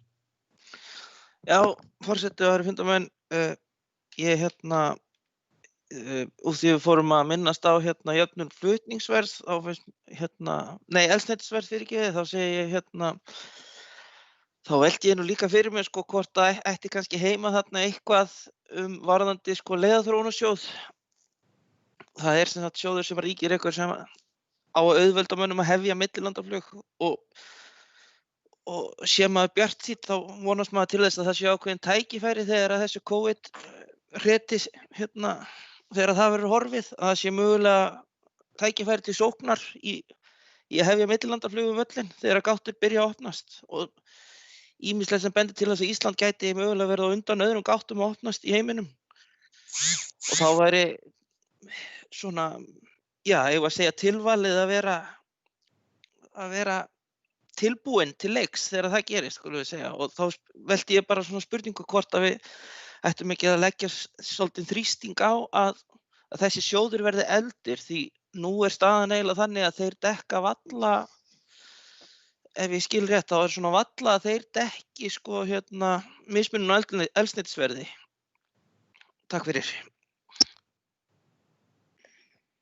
Eyþór Stefánsson hefur lokið máli sínu. Ég er svona að gera tilraun aftur og kanna hvort að Berglind Harpa, hvort við heyrum í henni núna. Ertu til í það, Berglind, að láta á þetta reyna?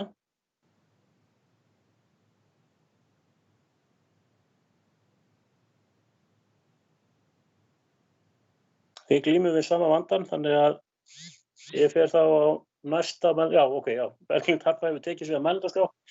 Þannig að næstur er Gauti Jóhannesson, sveitarstjórnarfulltrúi. Gjörðu svo vel. Já, forseti, góðir fundarmenn, ég náttúrulega tek undir þetta með fresti varðandi varðandi jöfnun á eldsneytisverði. Þetta náttúrulega sígilt baráttumál og verður að sjálfsögðu eitt af því sem við komum til með að leggja áherslu á í þessari baráttu okkar við að bæta samkeppnishæfni vallarins. Ég tek líka undir þetta með hjá Eyþóri varðandi leiðaþróunarsjóðinn. Ég leyfi mér reyndar að líta svoleiðis á og mun fylgja því eftir innan stjórnar Austurbrúar. Við leitum allra leiða til þess að fá aðila inn í þennan aðgerðahóp frá Isavia og atvinnu- og nýsköpunarráðuneytinu eins og gert hefur verið áður meðal annars varðandi flugvöllinn Norður og Akureyri. Takk. Og Gauti Jóhannesson hefur lokið máli sínu. Það ekki fleiri á mælendaskrá en ef einhver vill bætast í hópinn þá hægt að gera það núna en ekki síðar. Ég loka þá mælendaskránni og fyrir liggur tillagan sem að Gauti Jóhannesson, sveitarstjórnarfulltrúi, flutti hér áðan og ég ætla að líta svo á að hún geti skoðast samþykkt samhljóða án atkvæðagreiðslu. Ef ekki að gera athugasemd við það, einhver athugasemd? Svo ekki og hún telst þá samþykkt samhljóða án atkvæðagreiðslu. Og þá höldum við áfram og tökum fyrir lið 9 sem eru Fjarðarheiðargöng, mat á umhverfisáhrifum og þær liggja fyrir drög að umsögn sem skipulagsfulltrúi tók saman eftir fund umhverfis- og framkvæmdaráðs. Þarna liggur sömuleiðis frammi eftirfarandi tillaga að sveitarstjórn Múlaþings samþykki framlagið umsögn og felur skipulagsfulltrúi að koma inn á framfæri við Skipulagsstofnun. Þröstur Jónsson leggur fram bókun sem að ég ætla nú ekki að lesa yfir en ég gerir ráð fyrir að Þröstur vilji fylgja eftir en orðið laust.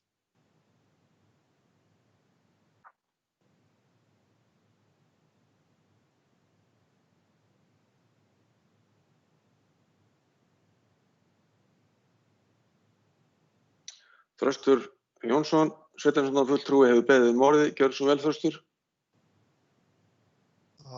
Víst það var nú enginn að biðja orðið, sko. Þetta náttúrulega kannski tvennt sem það fyrst að lega út af þessari bókun sem ég legg fram og svo kannski út af þessu, fyrir aðeins fyrst í þessa hvað þetta heitir, þessi tillaga sem á að leggja inn til Skipulagsstofnunar.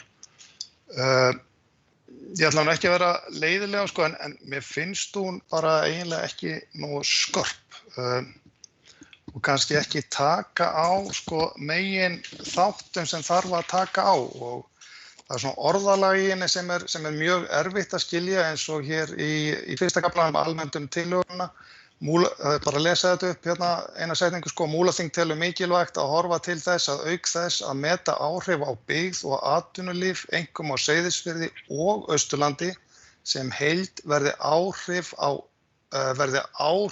umhverfi metin með það að markmiði að áhrif á umhverfi einkum mengun frá umferð verði sem minnst og áhrif á umhverfið í heild jákvæð.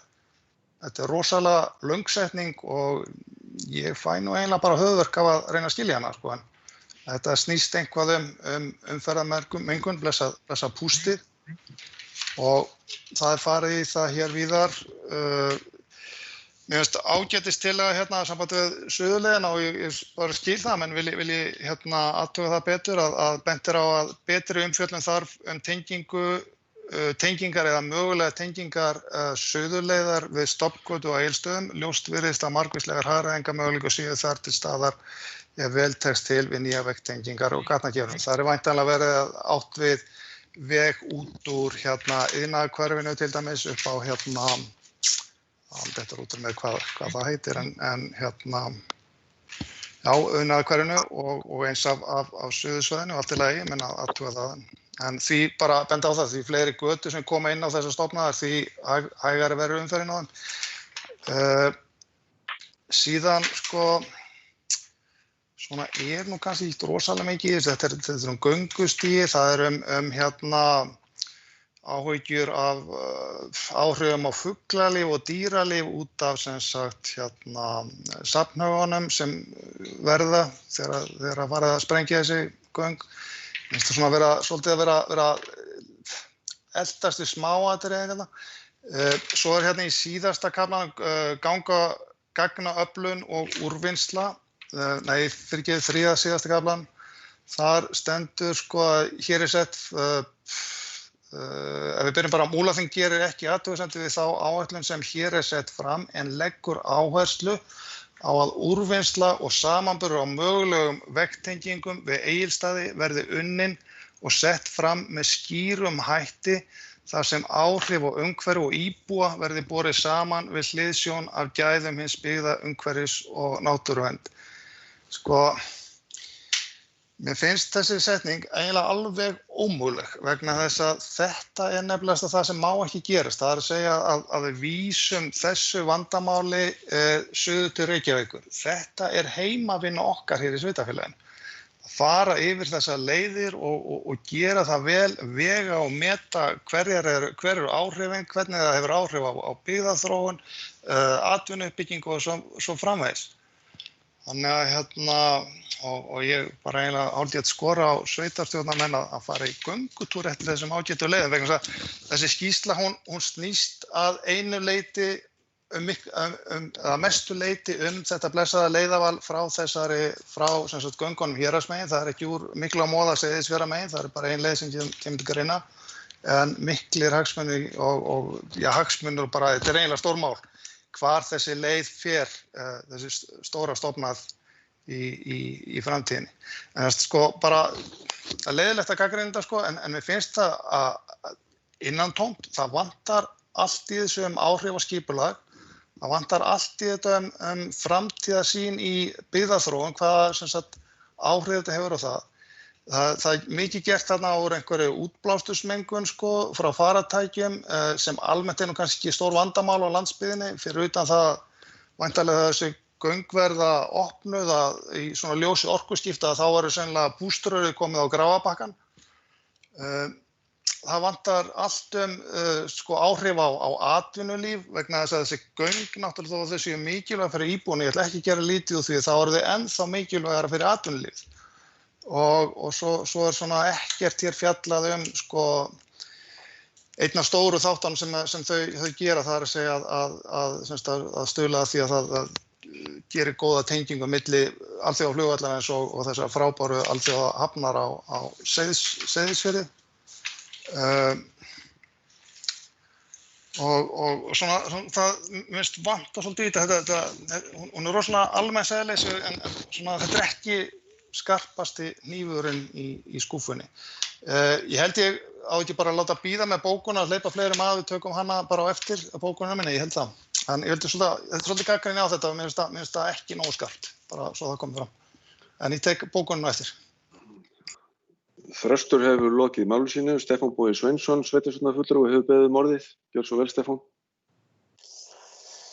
Jú, forseti og ágætt fundarfólk. Það aðeins varðandi þessa umsögn sem hér liggur fyrir til afgreiðslu.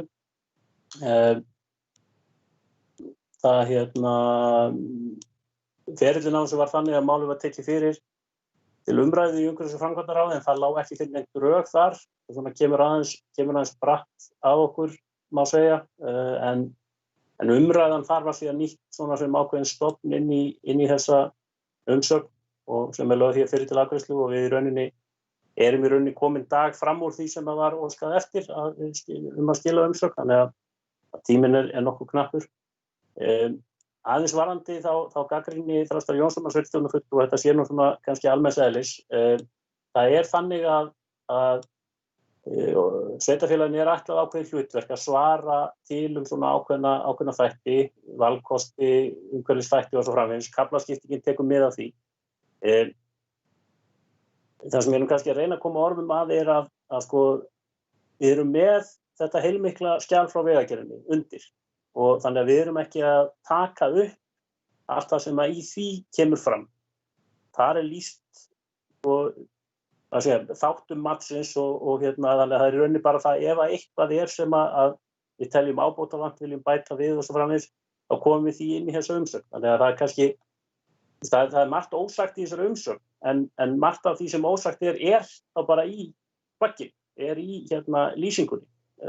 Þannig að og ég held að þetta mál sé á ágætri leið og leið sem náttúrulega Vegagerðin með verkefni í höndunum en sveitarfélagið skipulagsvaldhafinn og þá kemur kannski að því sem að Þröstur minntist á hér áðan sem það erum við að láta framselja eitthvað frá okkur, suður til Reykjavíkur, eitthvað að leggja mat á einhverju þætti. Ég lít alls ekki svo á, vegna þess að þetta skjal meðal annars, þetta skjal grundvöllurinn fyrir matinu sem að við síðan notum líka til þess að taka ákvarðanir, skipulagsákvarðanir. Þannig að Vegagerðin að vinna fyrir okkur í þessu, þeir eru að safna gögnum fyrir okkur, en við framseljum ekki það verkefni að taka endalega skipulagsákvarðanir. En þetta mun nýtast mjög vel og ég held að sé mjög gott að það var farið í það að skoða bara þessa þrjá valkosti héraðsmegin. Það nú þannig, það nú bara gert ráð fyrir einu valkosti eða Seyðisfjarðarmegin. Þetta hefði verið hægt að fara aðra leið svo sem, en það var ekki að bæjaryfirvöldum Seyðisfjarðarkaupstaðar og flestum öðrum held ég. Ég held að það bara verið talið að það væri bara ein leið sem að svona kemur raunverulega til greina, þannig að þessum hún bara ein þarna. Þannig að sko, ég held að við megum ekki gleyma því að þetta partur eða hluti af ferli ákvarðanatöku hjá sveitarfélagi. Ef að ég ætti að segja eitthvað sko, það sem að ég velti vöngum yfir varðandi þetta ættum við að biðja skoða eitthvað fleiri kosti.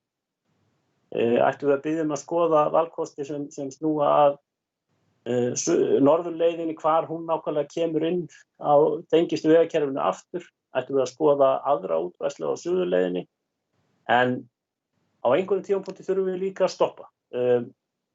Þetta nú þegar orðið býsna umfangsmikil vinna sem að framundan og ég held að með þessu plaggi sem að liggur fyrir og þá með þeim ábendingum sem hér eru settar fram, þá sérstaklega varðandi suðurleiðin og vegtengingarnar á suðurleiðin inn á bæði Tjarnarás og Bláagerði, eða Hamragerði fyrir ekki, að þá séum við komin með það sem við þurfum á að halda í þessari lotu. Og ég held að sé mikilvægt við kannski við þenjum þetta ekki út meira heldur norðið, sumum finnst við ábyggilega hafa þannig þetta út nóg.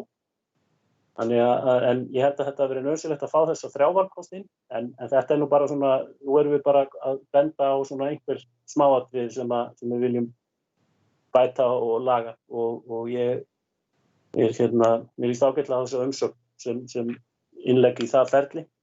Aðeins bara svona, það svona vinsamleg ábending af því að ég sé hér gert ráð fyrir bókun frá sveitarstjórnarfulltrúa Þresti Jónssyni. Ég vil bara benda á það að bókanir þurfa að vera hóflegar í lengd eins og það orðað í samhengdunum. Ég veit ekki hversu langt þetta sem gert ráð fyrir að Þröstur Jónsson leggi fram, en þetta það bókun sem kemur fram orð fyrir orð í fundargerð. Þannig að ég vil bara benda á það að menn hafi það í huga að það sé hóflegt kannski. Ég kannski stend hér upp sem varðmaður fundarritara og bara að vera gæti að því að þetta sé ekki endalaus langfundur. Takk.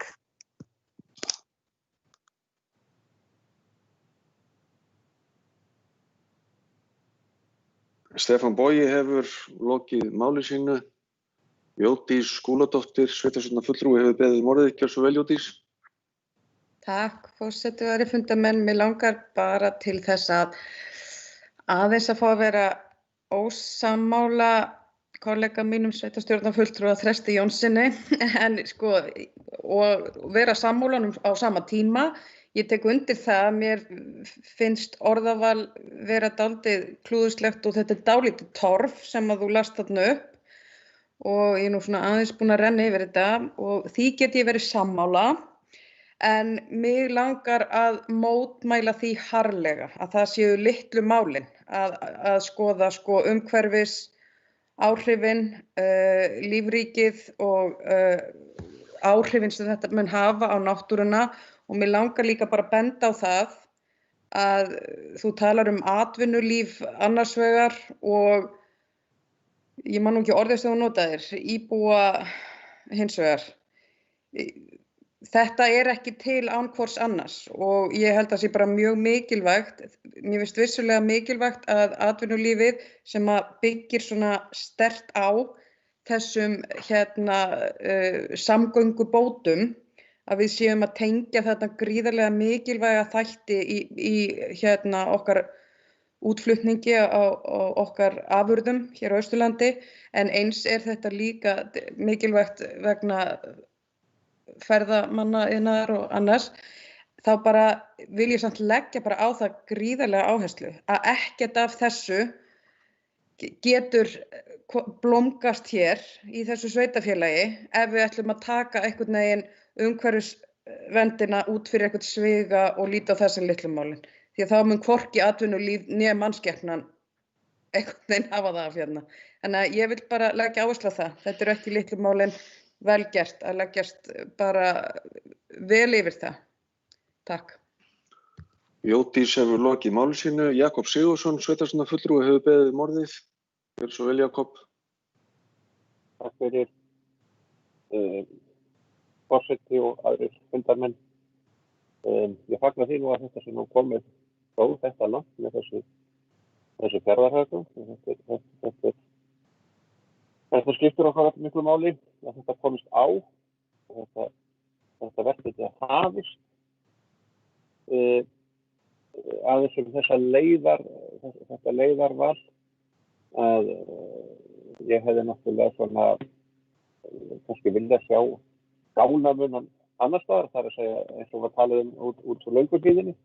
Það kannski hentað betur fyrir norðurlöðina sem að Þröstur Jónsson sveitarfélagur að tala en Vegagerðin valdi þessa leið, það að segja við Dalhús og ég virði það alveg. Það líka einhverju högg þar vantarlega á bakvið. Nú og mér finnst mjög mikilvægt eins og hefur komið hérna fram að þessar 3 leiðir séu undir. Það að segja að það séu skoðun.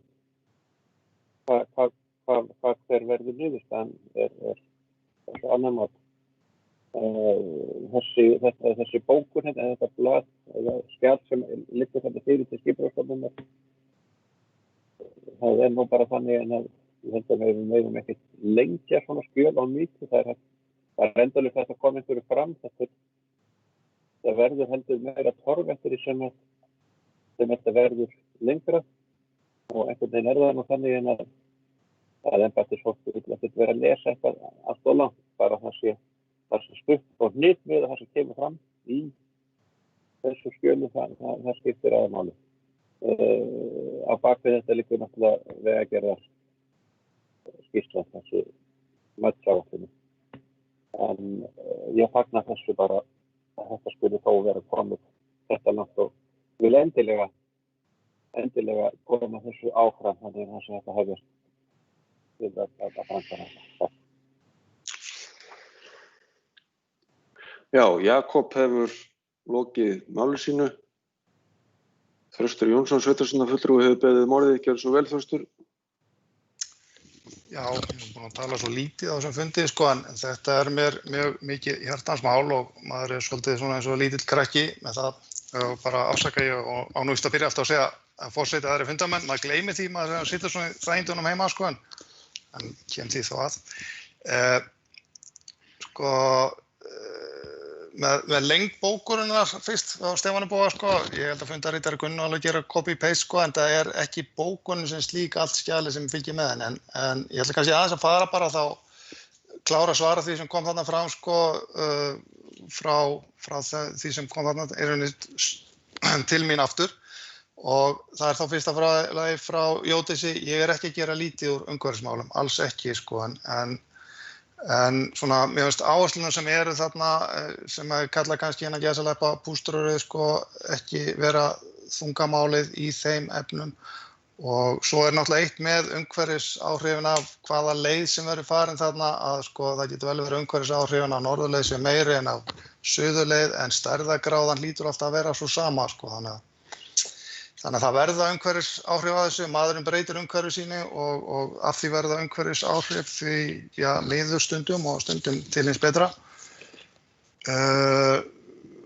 Og ég er alveg sammála Jódísi með það að atvinnulíf og íbúar og þetta vissulega hangir þetta saman og þess vegna þarf einmitt að taka tillit til hvors tveggja og finna einhverja bestu lausn í þessu. tók aðeins eftir hjá Jakobi, hann var að tala þarna með flutningin inn eftir, ég sem alveg sammála honum því að þetta er svolítið verið ákvörðun á sínum tíma sem var tekin á Fljótsdalshéraði hér í vor og byggð á þeim gögnum sem þá lágu fyrir. Mér naut svolítið það samt í skýrslunni sko að vilji Vegagerðin raunin að snúa þeirri ákvörðun ef Múlaþing vill, það kemur raunin fram í henni með það svolítið, já bara svona nýr tónn frá Vegagerðinni vegna þess að þeir nú oft hafa verið stífir og fastir á sínum. Þannig að maður getur svo sem skoða það ef vill. Og svo var það þetta, sko, einmitt hjá Jakobi, hann sagði að það er mikilvægt að svona greinargerð sé stutt og hnitmið. Það er kannski akkurat það sem að mér finnst að þessari greinargerð, hún er ekki hnitmið. Og en ég ætla svo sem ekki að rakka hana meira niður, það komið nú að því. En aðeins bara þá út af þessari bókun sem ég vil leggja fram, sko, og það er bara til þess að hnykkja á því hvað í rauninni með þetta blessaða leiðaval er mikill áhrifavaldur til langra framtíðar. Þetta er mannvirki sem á að standa árhundruður jafnvel, að það sé vel að því staðið. Þannig að ég bara lesa hana upp snöggvast, Fjarðarhöfðagöng og veglagnir þeim tengd verða ein mesta stórframkvæmd á Austurlandi í langan tíma, framkvæmd sem varða mikið skipulagsmál og byggðaþróunarmál í Múlaþingi. Það ríður því á að vel sé að verki staðið við ákvarðanatöku. Mikilvægt er að móta skýra framtíðarsýn fyrir þéttbýli á Egilsstöðum þar sem þessi framkvæmd mun hafa mikil áhrif. Af þessum ástæðum geri ég bókun þessa sem inniheldur athugasemdir umfjöllun í viðlögðu skjali, og svo kemur nafnið á skjalinu sem ég ætla nú ekki að lesa, auk skjala og fyrri athugasemda minna sem er vísað í þessu sama skjali. Sko, þetta er bókunin og ég er rauninni bara, ég er ekki rauninni að keyra hér einhvað pólitískt gegn, ég er rauninni að leggja inn þær upplýsingar sem fara rauninni til Skipulagsstofnunar líka sem viðbútar athugasemdi þangað. Ég er að leggja þær inn í umræðuna vegna þess að, og ástæðan fyrir því er einfaldlega svo að ég er búin að liggja gríðarlega mikið yfir þessu máli, ég er búin að ganga þetta þvers og grunns og skoða þetta frá öllum sjónanglum og bara svo ég rétt hlaupi í gegnum í megin stóðirnar í viðfenginu sem þá fylgir bókunni að má vísa í eða hvernig sem það er, að ég geri ákveðnar viðbótarathugasemdir við norðurleiðina og suðurleiðina. Ég geri breytingatillögur við veglínu og það kemur að þessum Stefán Bogi var að tala um hér áðan samt veglínunar að það eru nú kannski ekki óbúslega heilagar, það veglínu sem Vegagerðin er búin að teikna upp nú þegar og sko ég hef dálítið áhyggjur á þessari suðurleið og ástæðan fyrir því eru kannski ekki síst þær að hún þrengir töluvert mikið að bænum sunnanmegin frá og í öðru lagi þá held ég menn hafa ekki gert sjálflega grein fyrir því að þegar sú leið kemur niður fyrir Hálslæk þá lendir hún bara á 15-20 metra háan klettavegg og það þarf að sprengja sig í gegn. Þetta er bara jarðgöng án þaks, langur kafli og dýrustu framkvæmdir eftir því sem ég fæ frá kunnum, dýrustu framkvæmdir í Vegagerð eru sprengingar einmitt. Og þeir sem ég hef leitað til hvað þetta varðar að bara kannski aðeins að hreins út þann misskilning eða þá umræða suðurleið sé miklu ódýrari framkvæmd en norðurleið. Ég er búin að leita til svona fagaðilega þess að bara bera þetta rétt undir á og þeir svona hafa lagt á þetta lóðana og sagt nei, út af þessu sprengingum og þessari háreistu brú sem suðurleiðin er, þá er hún sennilega dýrari. Þannig að þetta er svona sem þessi umræða þarf að fara af stað og við þurfum tilbúin þegar það kemur að vera með mjög vel upplýsta ákvörðun. Þessi breytingatillaga er svo sem, ég veit ekki hvort á hann hvað að lýsa henni, en semst hún er til að krækja bæði fram hjá þessum klettahöfða sem heitir Rauðahraun og höfðin inn á honum. Plús það að þessi suðurleið, hún sker þetta efra suðursvæði sem fæstir kannski gerir sig grein fyrir hvað er fallegt byggingarsvæði. Hún sker það í tvennt og eyðileggur það. Þannig að breytingatillagan á veglínunni er svo að sveigja inn með hálsinum þegar það er komið úr hálsendanum og fara inn fyrir og niður hjá svokölluðu Kolstaðavatni og eiginlega bara beina línu niður staðinn fyrir að fara þarna að ská í gegn. Næsti kafli varðar aðrar lagnir, það er náttúrulega ljóst að norðurleiðin fara í dag 2 raflínur og það er verið að ryðja skóg nú þegar út af annarri þeirra. það talað að fara með hitaveitu jafnvel til Seyðisfjarðar og það nú ein spurningin sem þarf kannski bara, þú veist, að fara að fá svara hvort að það sé bara yfir höfuð eigi að gera það eða hvort það á dýrt eða ég veit ekki hvað. En það nokkuð ljóst ef maður skoðar stofnanakerfi hitaveitunnar að sú lögn færi norður fyrir.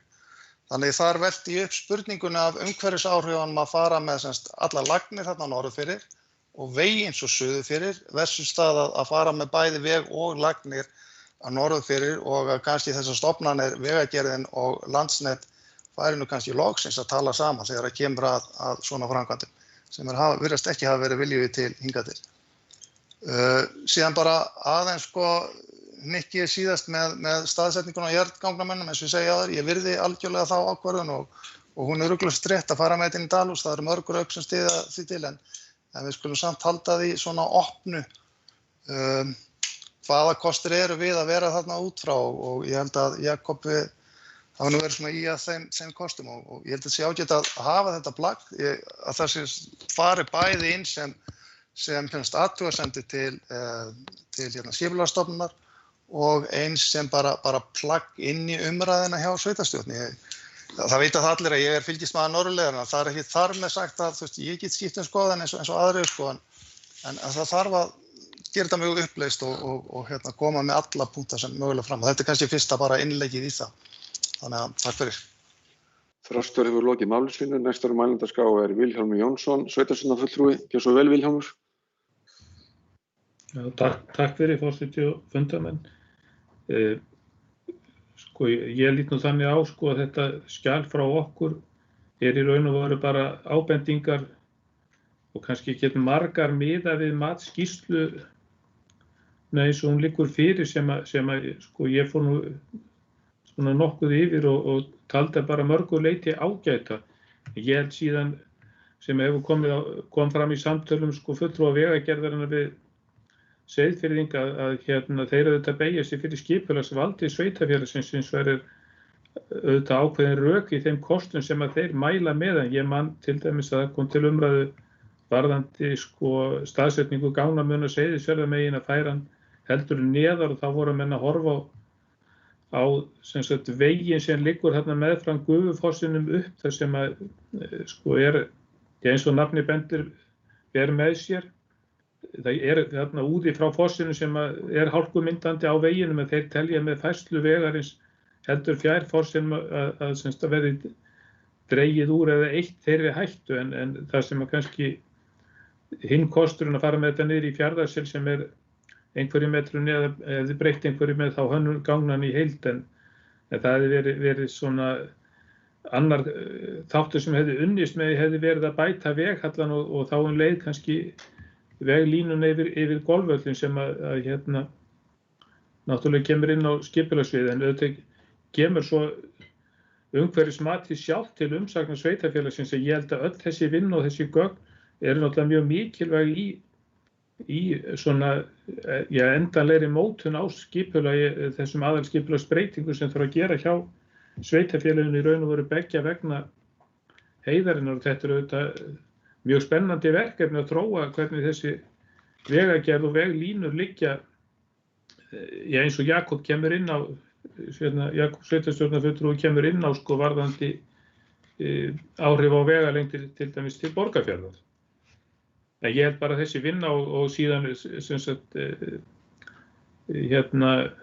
umhverfismatið mun gagnast sveitarfélaginu áfram í þessari vinnu. Takk fyrir. Vilhjálmur hefur lokið máli sínu. Næstur á mælendaskrá Stefán Bogi Sveinsson, sveitarstjórnarfulltrúi. Gjörðu svo vel, Stefán. Takk fyrir forseti og ágætt að funda fólk. Það sem að ég ætla að segja núna nú kannski fyrst og fremst svona tæknilegs eðlis sem þú snýr að bókun Þrastar Jónssonar, sveitarstjórnarfulltrúa. Ég ætla bara að benda það að ég get eiginlega ekki skilið það þannig að það sé neitt til sem að heitir fylgiskjal með fundagerð sveitarstjórnar. Sveitarstjórnarfulltrúar hafa rétt á að bóka og gera bókanir sem er þá fært inn í fundagerðina sem texti og það einmitt þess vegna sem að þessi krafa um hóflegu lengd eins og það verið talað um. En ég held að það sé það get aldrei verið þannig að sú bókun feli í sér einhvern viðauka eða eitthvað fylgiskjal sem að fylgir þá fundargerðinni. En vissulega getur bókun verið orðuð þannig að það hægt að vísa á fyrri athugasemdir sem að vissulega hafa verið gerðar og svo framvegis. En ég held bara formið á þessu eins og Þröstur Jónsson fulltrúi leggur þetta upp, gangi eða ekki upp gagnvart bara fundargerðinni. Af því líka að ef þetta er lagt fram sem bókun og svo fylgja bókunni beinlínis tillögur, þá er eiginlega spurningin, sveitarstjórn að taka undir tillögurnar eða ekki? Þetta eru vissulega bara tillögur þá eins sveitarstjórnarfulltrúa og auðvitað getur einn sveitarstjórnarfulltrúi sett það inn í bókun í fundargerðina hvað honum finnst málið, en það allavega má ekki vera eitthvað óljóst hvað það er sem að sveitarstjórn sannarlega leggur til. Að því sögðu og svona efnislega séð, þá get ég alveg tekið undir það sem að framkvæma sérstaklega með mitt leiðarvalið á suðurleiðinni. Að vísu hef ég nú líka aðeins skoðað landið og ég hef líka aðeins spurt þá sem að þykjast að vita á sprengingum og annað og mér hefur reynda verið sagt það að það sé lítið mál að losna við kletta, það sé eiginlega bara ágætt vegna þess að það fá efni í það sem að eftir er. En það er sjálfsagt má líta á það frá ýmsum hliðum. En á endanum út frá mínu bætum, ég hafði einmitt velt fyrir mér ætti að óska eftir því að við skoðum eitthvað svona einhver önnur hliðstæð lega á þessari suðurleið en mér persónulega fannst þá að við værum þá bara búin að þenja þetta út meira, þá vorum við rauninni búin að leggja til einhvern veginn fjórðu leiðina í þessu skoðun og að þeir gallar sem að koma þá fram við mat á suðurleiðinni sem að geta þá farist í því einmitt að suðurleiðin þrengja byggð eða að landið sé óheppilegt eða slíkt, það kemur þá fram í matinu og það hlýtur þá að vera svar við því að skoða hvort það er önnur lega möguleg. En þetta var svona, en ég bara veit svo sem ekki hver er vettvangur til að kveða upp úr þetta, en bara varðandi bókunina sem slíka, en ég legg áherslu á það þó að allt það sem að sveitarstjórnarfulltrúi bókar verður að standa í fundargerðinni og það er ekki til sem heitir fylgiskjal.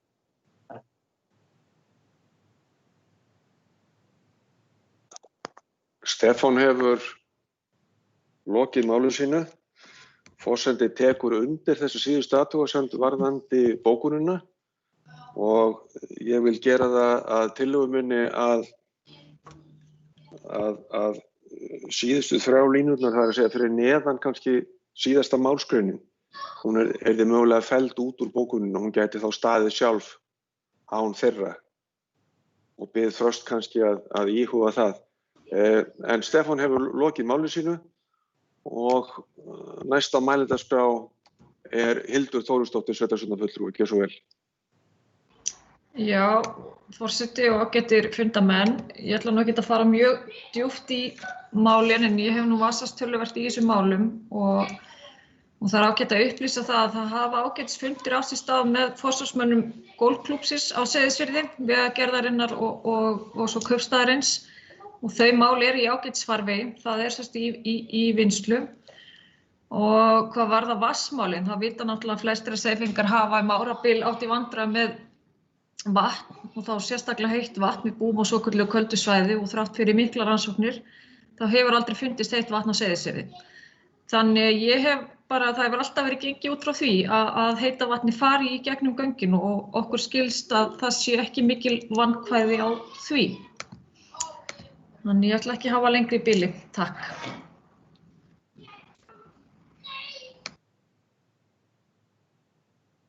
Fleiri hafa ekki. Þröstur Jónsson hefur beðið orðið. Þröstur Jónsson, sveitarstjórnarfulltrúi, gjörðu svo vel. Það er einhver tæknivandamál við þessa bókun, Ég ætla nú ekki að vera stóri vandræðagjöfullinni, en ég veit ekki, nútíma annum er nú yfirleitt bara settir inn linkar, en kannski má það ekki heldur í svona bókun, og þessi hugmynd með að klippa aftan að þessu, þá klippist það í rauninni bara aftan af. Það sem ég þarf kannski þá bara að bæta við það að vísa þá til þess að þetta eru rauninni athugasemdir sem fara þá inn í matsskýrsluna, alveg svo síðustu athugasemdir sem ég gerði væntanlega, koma þar fram, þannig að það verður þá bara að vísa til þeirri atvinnustæði, þar kannski ekki, en ef þetta svona rosalegt mál með það komið svona í bókun, þá bara held ég að það sé bara ágætis mál að gleymdi ég aftur að segja herra forseti, ég verð að fara að venja með þetta. Það eru fundarmenn.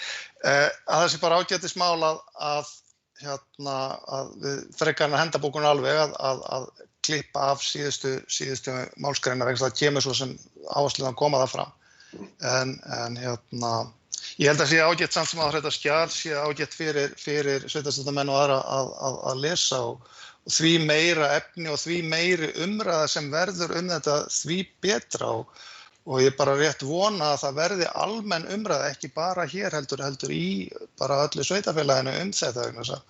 Þetta er verulega mikið stórmál með þetta og þetta hefur svo mikil áhrif á hvernig við ætlum að skipuleggja þennan kjarna hérna í Egilsstaði að hvar menn ætla að hafa þessi iðnaðarsvæði svo framvegis og einn af hlutunum sem kemur þarna inn og ég heyrði bara síðast í gær að ef menn fara til dæmis ekki í norðurleiðina þá byggir vegagerðin aldrei brú út við Melshorn. Það kemur hins vegar að því að sú brú það verður þörf á þeirri brú það er þegar búið að skipuleggja iðnaðarsvæði þarna fyrir utan og hvernig ætla mann að tengja þetta saman allt saman á þetta allt saman að fara við núverandi brú í gegnum íbúðahverfi. Þannig að einn af kostunum við það að fara þarna norður fyrir að vegagerðin sér þá þessa brú, annars lendir sveitarfélagið kannski einhvern tímann fyrir 2030, þannig að maður þurfa að hugsa mjög langt og vel fram í tímann. Þannig að ég samþykki þá bara þessa, breytingatillögu sveitarstjórnarfulltrúa Gauta að við klippum af þessa síðustu og bókum þetta svoleiðis. Takk fyrir. Já, forseti lítur ekki svoleiðis á að þetta sé breytingatillaga, heldur erum við bara að gera endurbætur og framlagar í bókun til þess að hún uppfylli formið og þakka bara Þresti sveitarstjórnarfulltrúa fyrir að sýna þessu skilning. Hann hefur lokið máli sínu og næst á mælendaskrá er Jódís Skúladóttir, sveitarstjórnarfulltrúi. Gjörðu svo vel. Takk, forseti og aðrir fundarmenn. Mig langar bara að annars vegar að vísa í 31. grein sveitarstjórnarlaga þar sem segir að þeir sem rétt eiga til að taka þátt í umræðum í sveitarstjórn eiga rétt á að fá bókaðar í fundargerð stuttar athugasemdir sínar afstöðu til þeirra mála sem til umræðu eru. Þannig að þetta er dálítið skýrt í lögunum varðandi bókunina en að því sögðu þá langar mig til að þakka Þresti Jónssyni sveitarstjórnarfulltrúa fyrir bara metnaðarfulla vinnu. Þetta er gríðarlega mikið og stórt hagsmunamál í nýju sveitarfélagi og þetta þarf auðvitað að skoða frá öllum hliðum og mér finnst aðdánavert hvað þú leggur bara mikla vinnu og metnað í þetta. Takk. Fleiri hafa ekki kvatt sér hljóðs undir þessum 9. lið. Þá liggur það fyrir að við þurfum að sveitarstjórn þarf að taka afstöðu til framlagðrar tillögu sem að hljóða svona: Sveitarstjórn Múlaþings samþykkir framlagða umsókn og felur skipulagsfulltrúa að koma henni á framfæri við skipulagsstofnun. Er einhver sem gerir athugasemdir við það?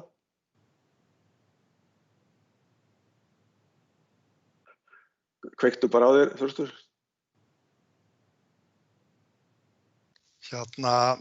Ég veit ekki hvernig það kemur nú ekki framreyndar í þessum ágætu, forseti, aðrir fundarmenn, það kemur ekki fram í þessum ágætu reglum fjárfundi hvernig á að greiða atkvæði en ég ætla að kjósa bara af því sem framan hefur sagt að sitja hjá og skipta mér ekki að þessu frekar en þetta er ágætt, þetta má alveg fara en ég finnst að þess eðlis að þetta er raunir skjal sem hefur lítið að segja. Þannig að ég ætla að velja að sitja hjá. Takk fyrir. Það færist til bókar að Þröstur situr hjá og þar sem er ekki lengur í boði að samþykkja samhljóða án atkvæðagreiðslu, það langar með að biðja þá sem eru fylgjandi þessari tillögu að gjöra svo vel að gefa merki.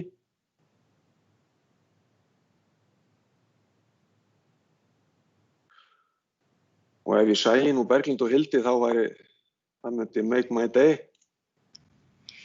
Glaður Gauti minn. Og Berglind réttur upp hönd. Þannig að þetta tillagan þá samþykkt með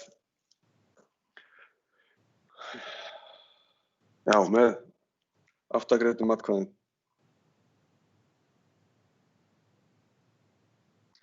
Bókunin stendur síðan fyrir sínu eftir styttingu og ég lít á þannig á að umfjöllun lið 9 sé lokið. Þá höldum við dagskránni áfram og við erum komin á lið 10, breyting á aðalskipulagi Borgarfjarðarhrepps, stækkun íbúðasvæðis á Bökkum og ég gef Stefáni Boga Sveinssyni, sveitarstjórnarfulltrúa, orðið. Jú, forseti og ágæta fundarfólk. Þarna erum að ræða ekkert mjög umfangsmikla aðalskipulagsbreytingu sem var unnin af Borgarfjarðarhreppi á sínum tíma en kemur nú til endanlegrar afgreiðslu. Og deiliskipulagsáætlanir sem byggja á þessari aðalskipulagsáætlun hafa farið fyrir heimastjórn en samkvæmt okkar reglum þá fer aðalskipulag ennþá til staðfestingar hjá sveitarstjórn, þannig að það liggur bara fyrir að ákveða þetta hér á þessum fundi. Og það er tillaga þess efnis sem að lögðu fram. Ég misti nú hérna út af skjánum hjá mér nákvæmlega orðalagið á henni, en ætlum sé ekki svona að tillögu umhverfis og framkvæmda ráðs á þetta nú að vera. Staðfestir sveitarstjórn tillöguna og felur skipulagsfulltrúa og setja málið í lögformlegan feril. Takk. Stefán Bogi hefur lokið máli sínu, vilja fleiri taka til máls undir þessum lið? Það ekki, þá liggur þessi tillaga til afgreiðslu að tillögu umhverfis og framkvæmda ráðs, staðfestir sveitarstjórn tillöguna og felur skipulagsfulltrúa að setja málið í lögformlegt ferli. Er eitthvað sem gerir athugasemd við þetta? Ef það ekki, þá lít ég svo á að þetta hafi verið samþykkt samhljóða án atkvæðagreiðslu. Þá erum við komin að fundargerðum. Það eru liðir 11 til 23. Úr þessum fundargerðum voru 2 liðir sem að þörfnuðu sérstakrar afgreiðslu sem hefur þegar farið fram. Þannig að þær liggja frammi til kynningar. Ef einhver vill kveða sér hljóðs varðandi eitthvað í þessum framlögðu tillögum liði 11 til 23, þá er orðið laust.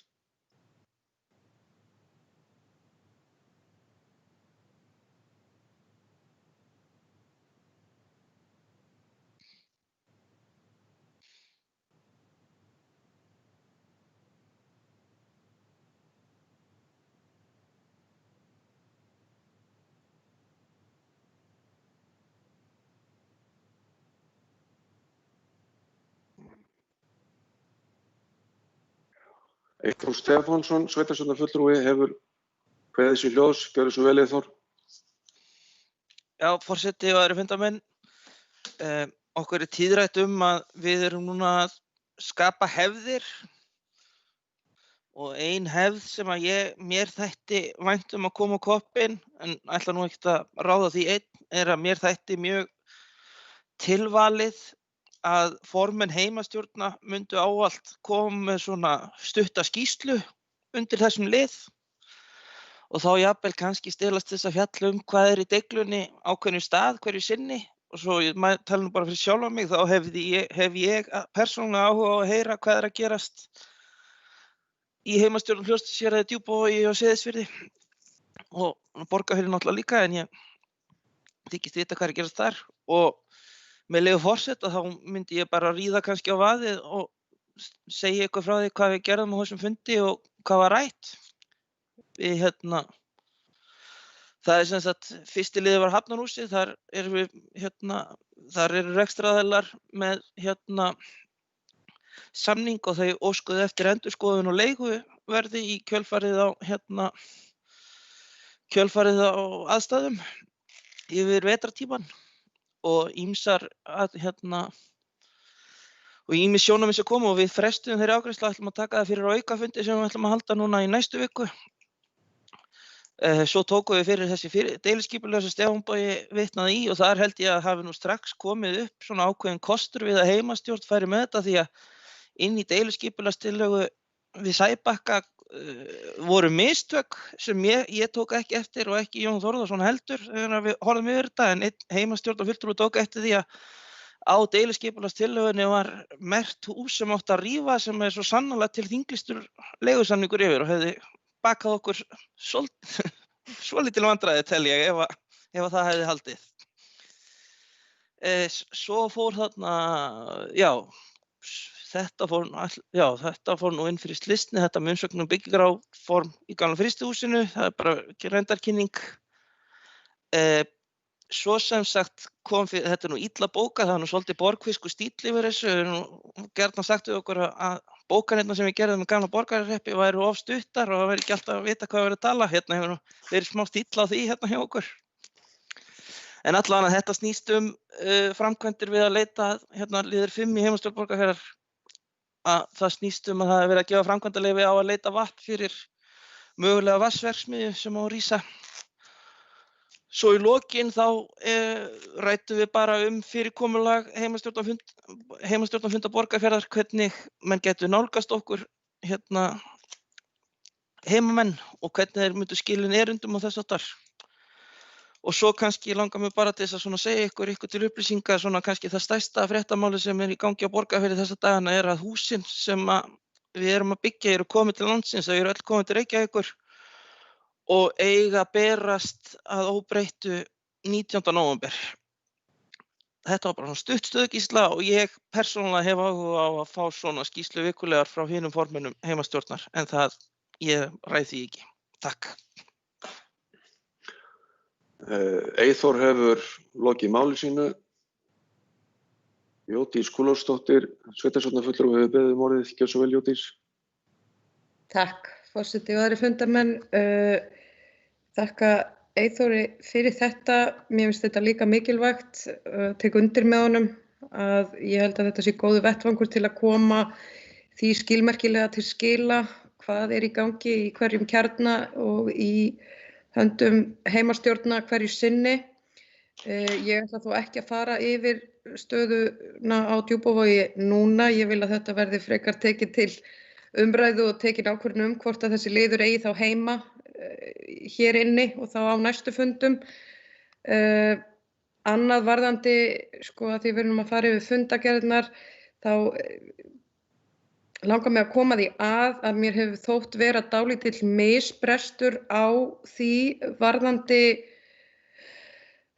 fundina í fagráðunum að einhverju leyti hafa mér þótt gögn berast seint, bæði til fulltrúa í ráðunum og eins berast seint þá gögn eða niðurstöður eftir fundina.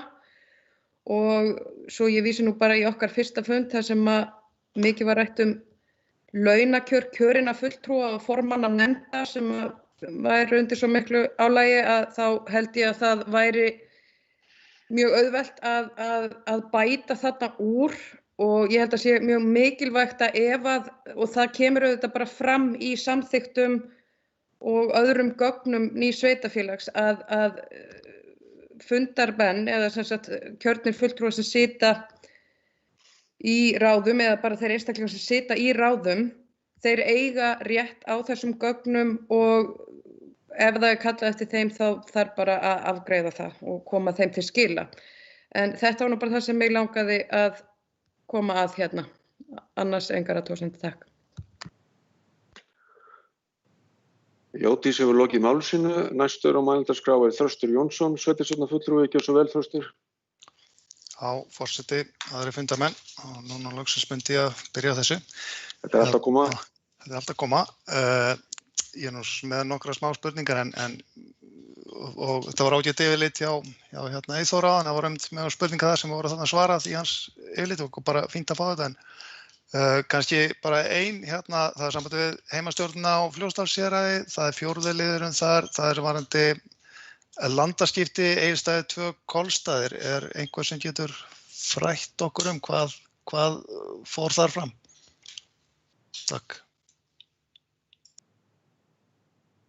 Þröstur hefur lokið máli sínu. Næstur á mælendaskrá Stefán Bogi Sveinsson, sveitarstjórnarfulltrúi. Gjörðu svo vel, Stefán. Takk fyrir, forseti og ágæta fundafólk.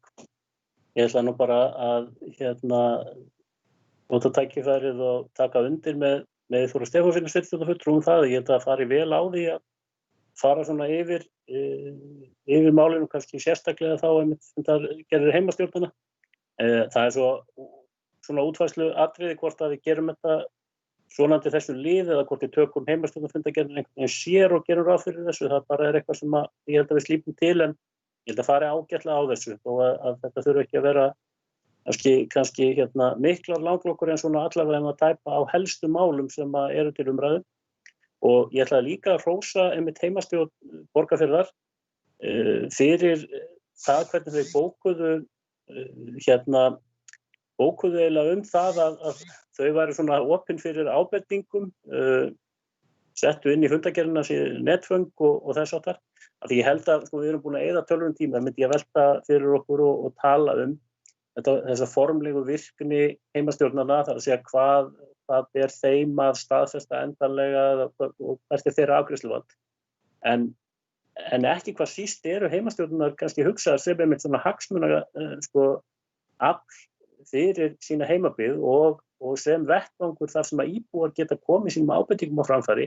Þannig að það sé ekki endilega bara þannig að mál komi frá öðrum nefndum ráðum og í heimastjórn til afgreiðslu, heldur að heimastjórnin getur líka tekið upp mál og vísa þeim inn í ráðin eða annað inn á stjórnsýsluna. Og ég held að það sé mikilvægt að heimastjórnin hugsi einmitt þetta hlutverk og mér finnst þetta gott skref hjá heimastjórnin á Borgarfirði að í rauninni setja svona liðum með mjög ákveðnum hætti og þau séu opin fyrir ábendingum og vangaveltum. Og þetta segir nú aðalega bara til þess að ég sé ekki bara munnhöggvast við fjölstjórnarfulltrúa Eyþór Stefánsson, þetta líka hælunum öðru hvoru. Það verður að vera bæði svipa og gulrót. Takk. Fundarstjóri góður. Ein ábending. Mér til hægðar auka. Það væri gott að fá í upphafi leiðu hver veit hverju ljós, hann taki fram undir hvaða lið eða hvaða fundargerðan að tala, svo að sé bóka þetta á réttum stað. Það viðkomandi að tekið til máls. Eins og til dæmis Stefán Bogi núna, ég áttaði mig ekki á því hvar hann var stattur. Liður 21. 21, takk. Þetta þörf ábending, þakka þið fyrir. Stefán Bogi hefur lokið máli sínu, þá tekur næsti máls Berglind Harpa Svavarsdóttir, sveitarstjórnarfulltrúi. Heyrið í mér? Ó já. Heyrið og sjá, ég er komin í símann, ég sá og heyrið ykkur alveg áðan. En mér langaði sem sagt taka til máls í rauninni sem formaður heimastjórnar og Seyðisfirði og það þá liður 20. Og mér langaði það bara rétt að fara yfir eins og fundargerðin hjá okkur. Það kom nú svo sem ekki mikið fram, fórum bara yfir okkar reglulegu fundi. Við hefðum nú alveg getað og munum gera það formulega næst, kannski vekja athygli á e-mailunum okkar og hvernig fólk getur haft samband og við hvetjum þau til þess og einnig hafa verið umræður innan heimastjórnar að tveir af þeim sem búa á Seyðisfirði ætla að auglýsa ákveðin tíma og vera til tals þar. Þannig að við skellum þessum undir lið næst. Svo náttúrulega tókum við fyrir þessar nýburaheimsóknir og við viljum endilega viðhalda þeim og fundum því farveg og svo vorum við með náttúrulega stórt mál sem Gamla ríki á Seyðisfirði en það bara í góðu gengi eins og ég segi, við erum í góðu sambandi líka bara við vinnuhópinn og erum að heyri þeim og þau að funda þannig að við tökum púlsinn á því ef við þurfum að kalla til fundar ef að svo liggur við og þá myndum við gera það en það allt í góðu gengi eins og Þannig mér langaði bara svona rétt að koma fram undir þessum lið og þakka fyrir bara. Berglind hefur lokið máli sínu, næst hefur kveðið sér ljós Kristjana Sigurðardóttir, sveitarstjórnarfulltrúi. Kristjana, gjörðu svo vel. Já, takk, fundarstjóri og aðri fundamenn. Ég semst að ætla að koma undir lið 11 til 23. Mér langar aðeins að þegar Eyþór fór inn á svona hefðir og eitthvað svoleiðis og við erum að móta okkur svoleiðis, væntanlega, nýju sveitarfélagi. Þá veit ég, á Fljótsdalshéraði þá voru alltaf undir öllum fundargerðum, þar voru gögnin alltaf undir. Og það eitthvað sem kannski var ekki núna. Þannig að vonandi í framtíðinu verða fundargögn með fundargerðum frá nefndum, þannig að maður geti þá lesið sér til þau, þannig að Þannig að jú, flott, gott og vel ef heimastjórnin ætla að kynna málin sín eða eitthvað svoleiðis, en þá væntanlega ef við fáum fundagögnin, þá fáum við að vita hvað er verið að gerast á hverjum einasta fundi. Þannig að skýrsla eða ekki skýrsla, það er svo sem ekki kannski major issue, sko. Þannig að, en ég ætla bara óska eftir þessu að þetta yrði þá í framhaldi, kannski að fundagögnin verði opin í gáttinni fyrir okkur. Takk. Já, Kristján hefur lokið máli sínu. Næsta mælendaskrá er Berglind Harpa Svavarsdóttir.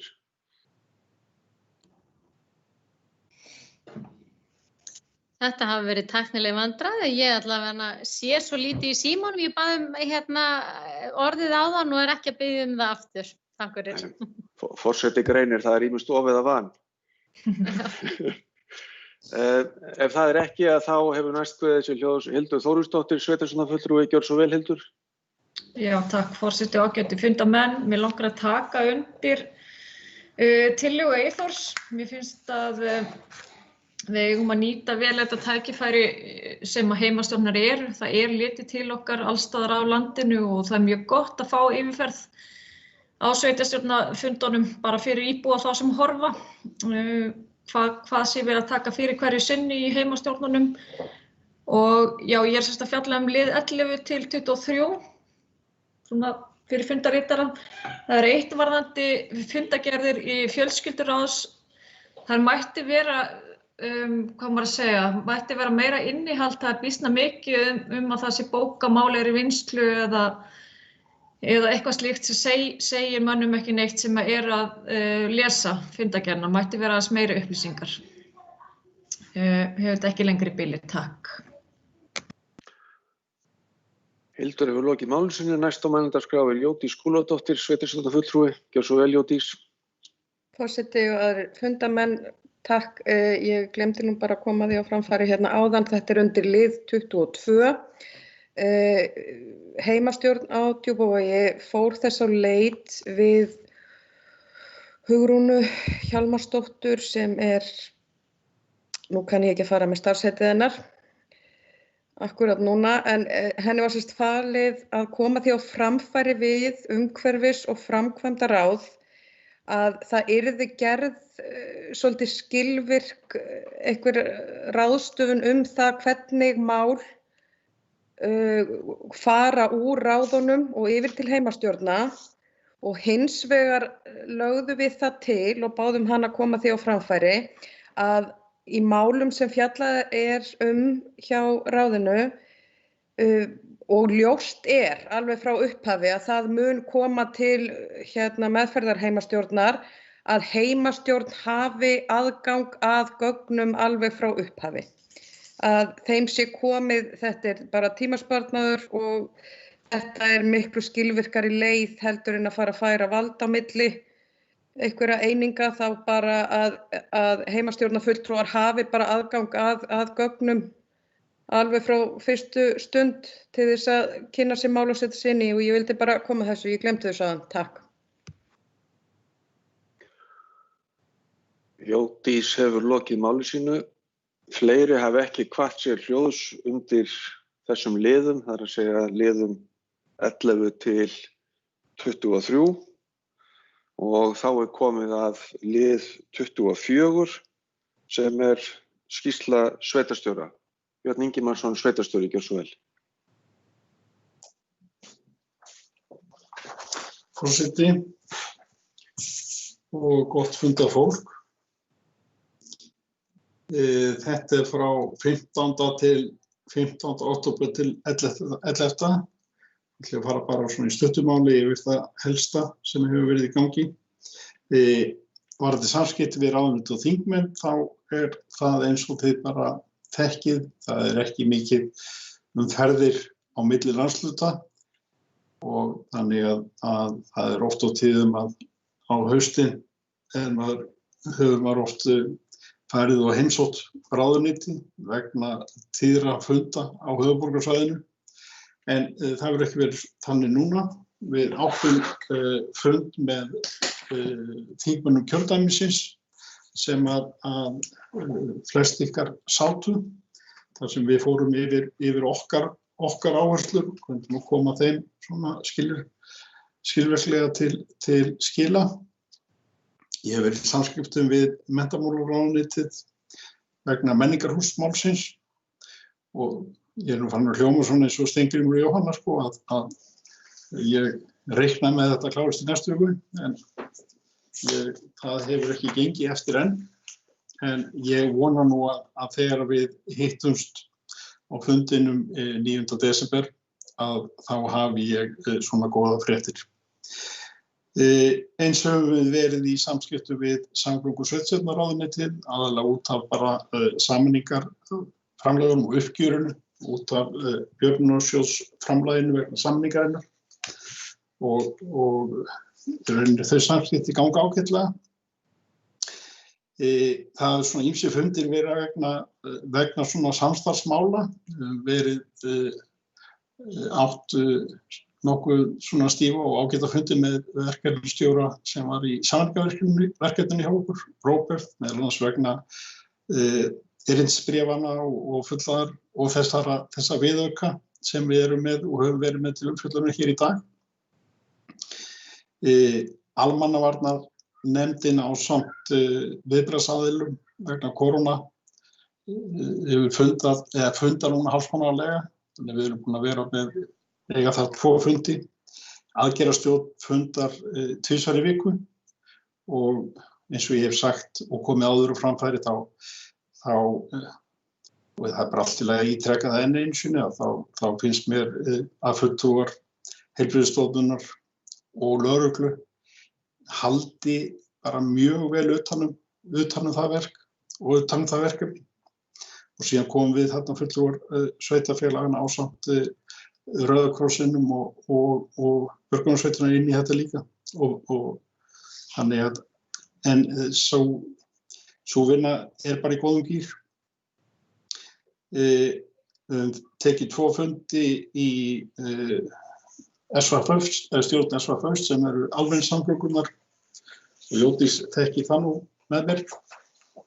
Og þar náttúrulega verið að skoða þetta bæði, það er ýmislegt sem hefur breyst þar, náttúrulega vegna þeirra aðstæðna sem að þetta COVID-dæmi hefur skapað í bara svona samgangnarekstri og það er náttúrulega verið að skoða svona ýmsar útfærslur en við erum að gera ráð fyrir fundi núna man rétt að það sé ekki í næstu viku eða þar næstu sem að við erum þá að fara yfir þetta frekar.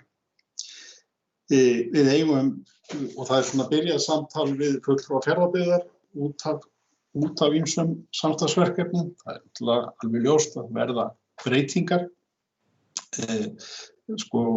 í framhaldi af þessari sameiningu og sumt af því snertiverkefni sem við höfum verið að koma saman að.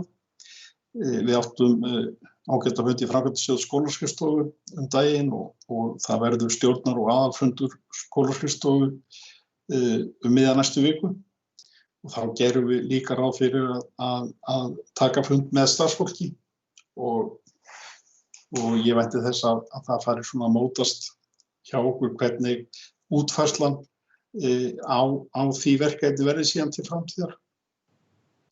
Ég held að sé allir sammála að það þarf að vinna það vanda til verka þar en við þurfum líka, megum ekki bíða og leiki með þetta. Mars, apríl er svona í síðustu lagi, þurfum við að vera með niðurstöðu þar. Þannig að það gangi þokkalega eftir. Samtök sveitarfélaga á köldum svæðum sett ársfund þeirra í síðustu viku og lendi þá í því að vera kjörinn þar í stjórn og sem að situr held ég til 2 ára hverju sinni. Það er í sjálfsög ekkert verra að lenda þar inni, þar höfum við þá möguleika á að taka þátt í þeirri vinnu og koma þá að þeim áherslum sem snúa að okkur á þessum vettvangi. Ég upplýði á þessum fundi að þarna hafa menn verið að vinna ágætisverk en þetta eru þetta langhlaup eins og við þekkjum í bara mörgum af þessum verkefnum og þarna hafa með verið að náttúrulega vinna að þessu sem að snýra að orkumálefnum sem að við höfum komið að og verið að leggja áherslu á hér, ítrekkað í samskiptum við okkar þingmenn og verandi komið þarna inn þá svona hef ég væntingar það að það muni þá allan ekki gera erfið á okkur það að koma okkar áherslum áfram. Það síðan á morgun stafræn ráðstefna sem að í kringum jafnvægisvogina 2020 eða 2020. Við erum aðilar að því verkefni og það er nokkuð sem bara fellur vel af þessum áherslum okkar varðandi jafnlaunastefnu og það eru nokkur sveitarfélög sem eru aðilar að þessu verkefni og það er verið að hleypa því almennilega á stað á morgun og þá verður svona tilkynnt formlega það hvernig menn vinna þetta áfram. Svo ef maður horfir á starfsmannamálin þá eru náttúrulega að taka vikulega fundi með stjórnendum og þeir eru yfirleitt teknir á 50, þá erum maður á 50-mótnum, þá erum við að horfa til þess að fara yfir náttúrulega afgreiðslu sveitarstjórnar og koma þeim í farveg. Og síðan er það þannig líka að við höfum verið að vinna því að fara í innleiðinguna á þessari stjórnsýslu sem við höfum verið að horfa til og ég bara ykkur að segja mun setja það á fulla ferð núna í beina framhaldi af þessum fundi sviðsstjórnar. Því að nú liggja þá fyrir samþykkt erindisbréf þar sem þetta er alveg skýrt varðandi það hvernig staðið er af mannaráðningum og við þurfum ekkert að bíða lengur með þau mál. Þannig að þau fara á fulla ferð. Það verður gengið frá ráðningum stjórnenda og það fer í þann feril sem það á að fara. Auk þess að það er þá gengið hægt að ganga frá ráðningum milli stjórnenda og breyttum samningum sem að það sem þess þarf.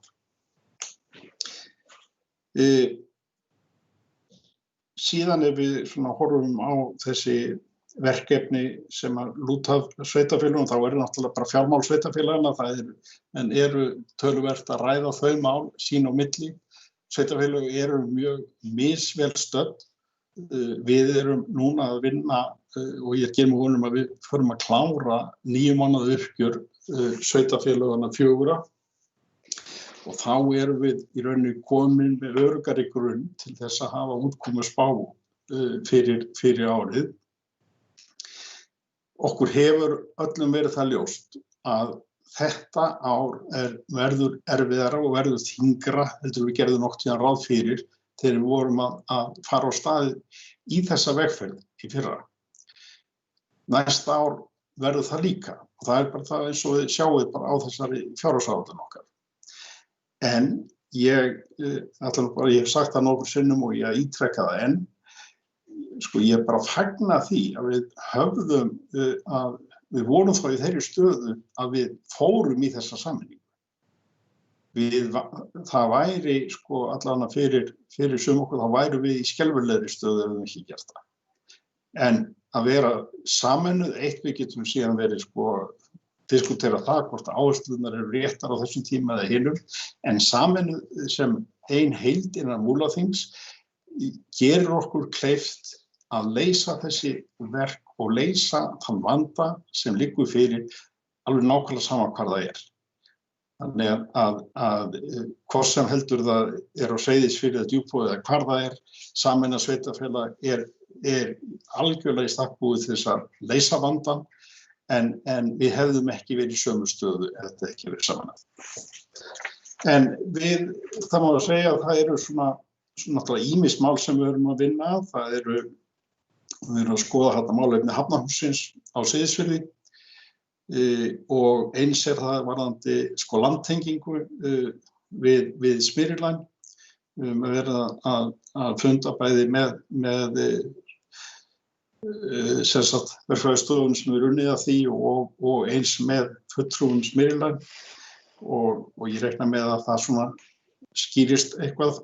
Já, að við erum svona að teikna það upp og átta okkur á því hvort að það eru einhverjar breyttar áherslur. Þetta töluverð fjárfesting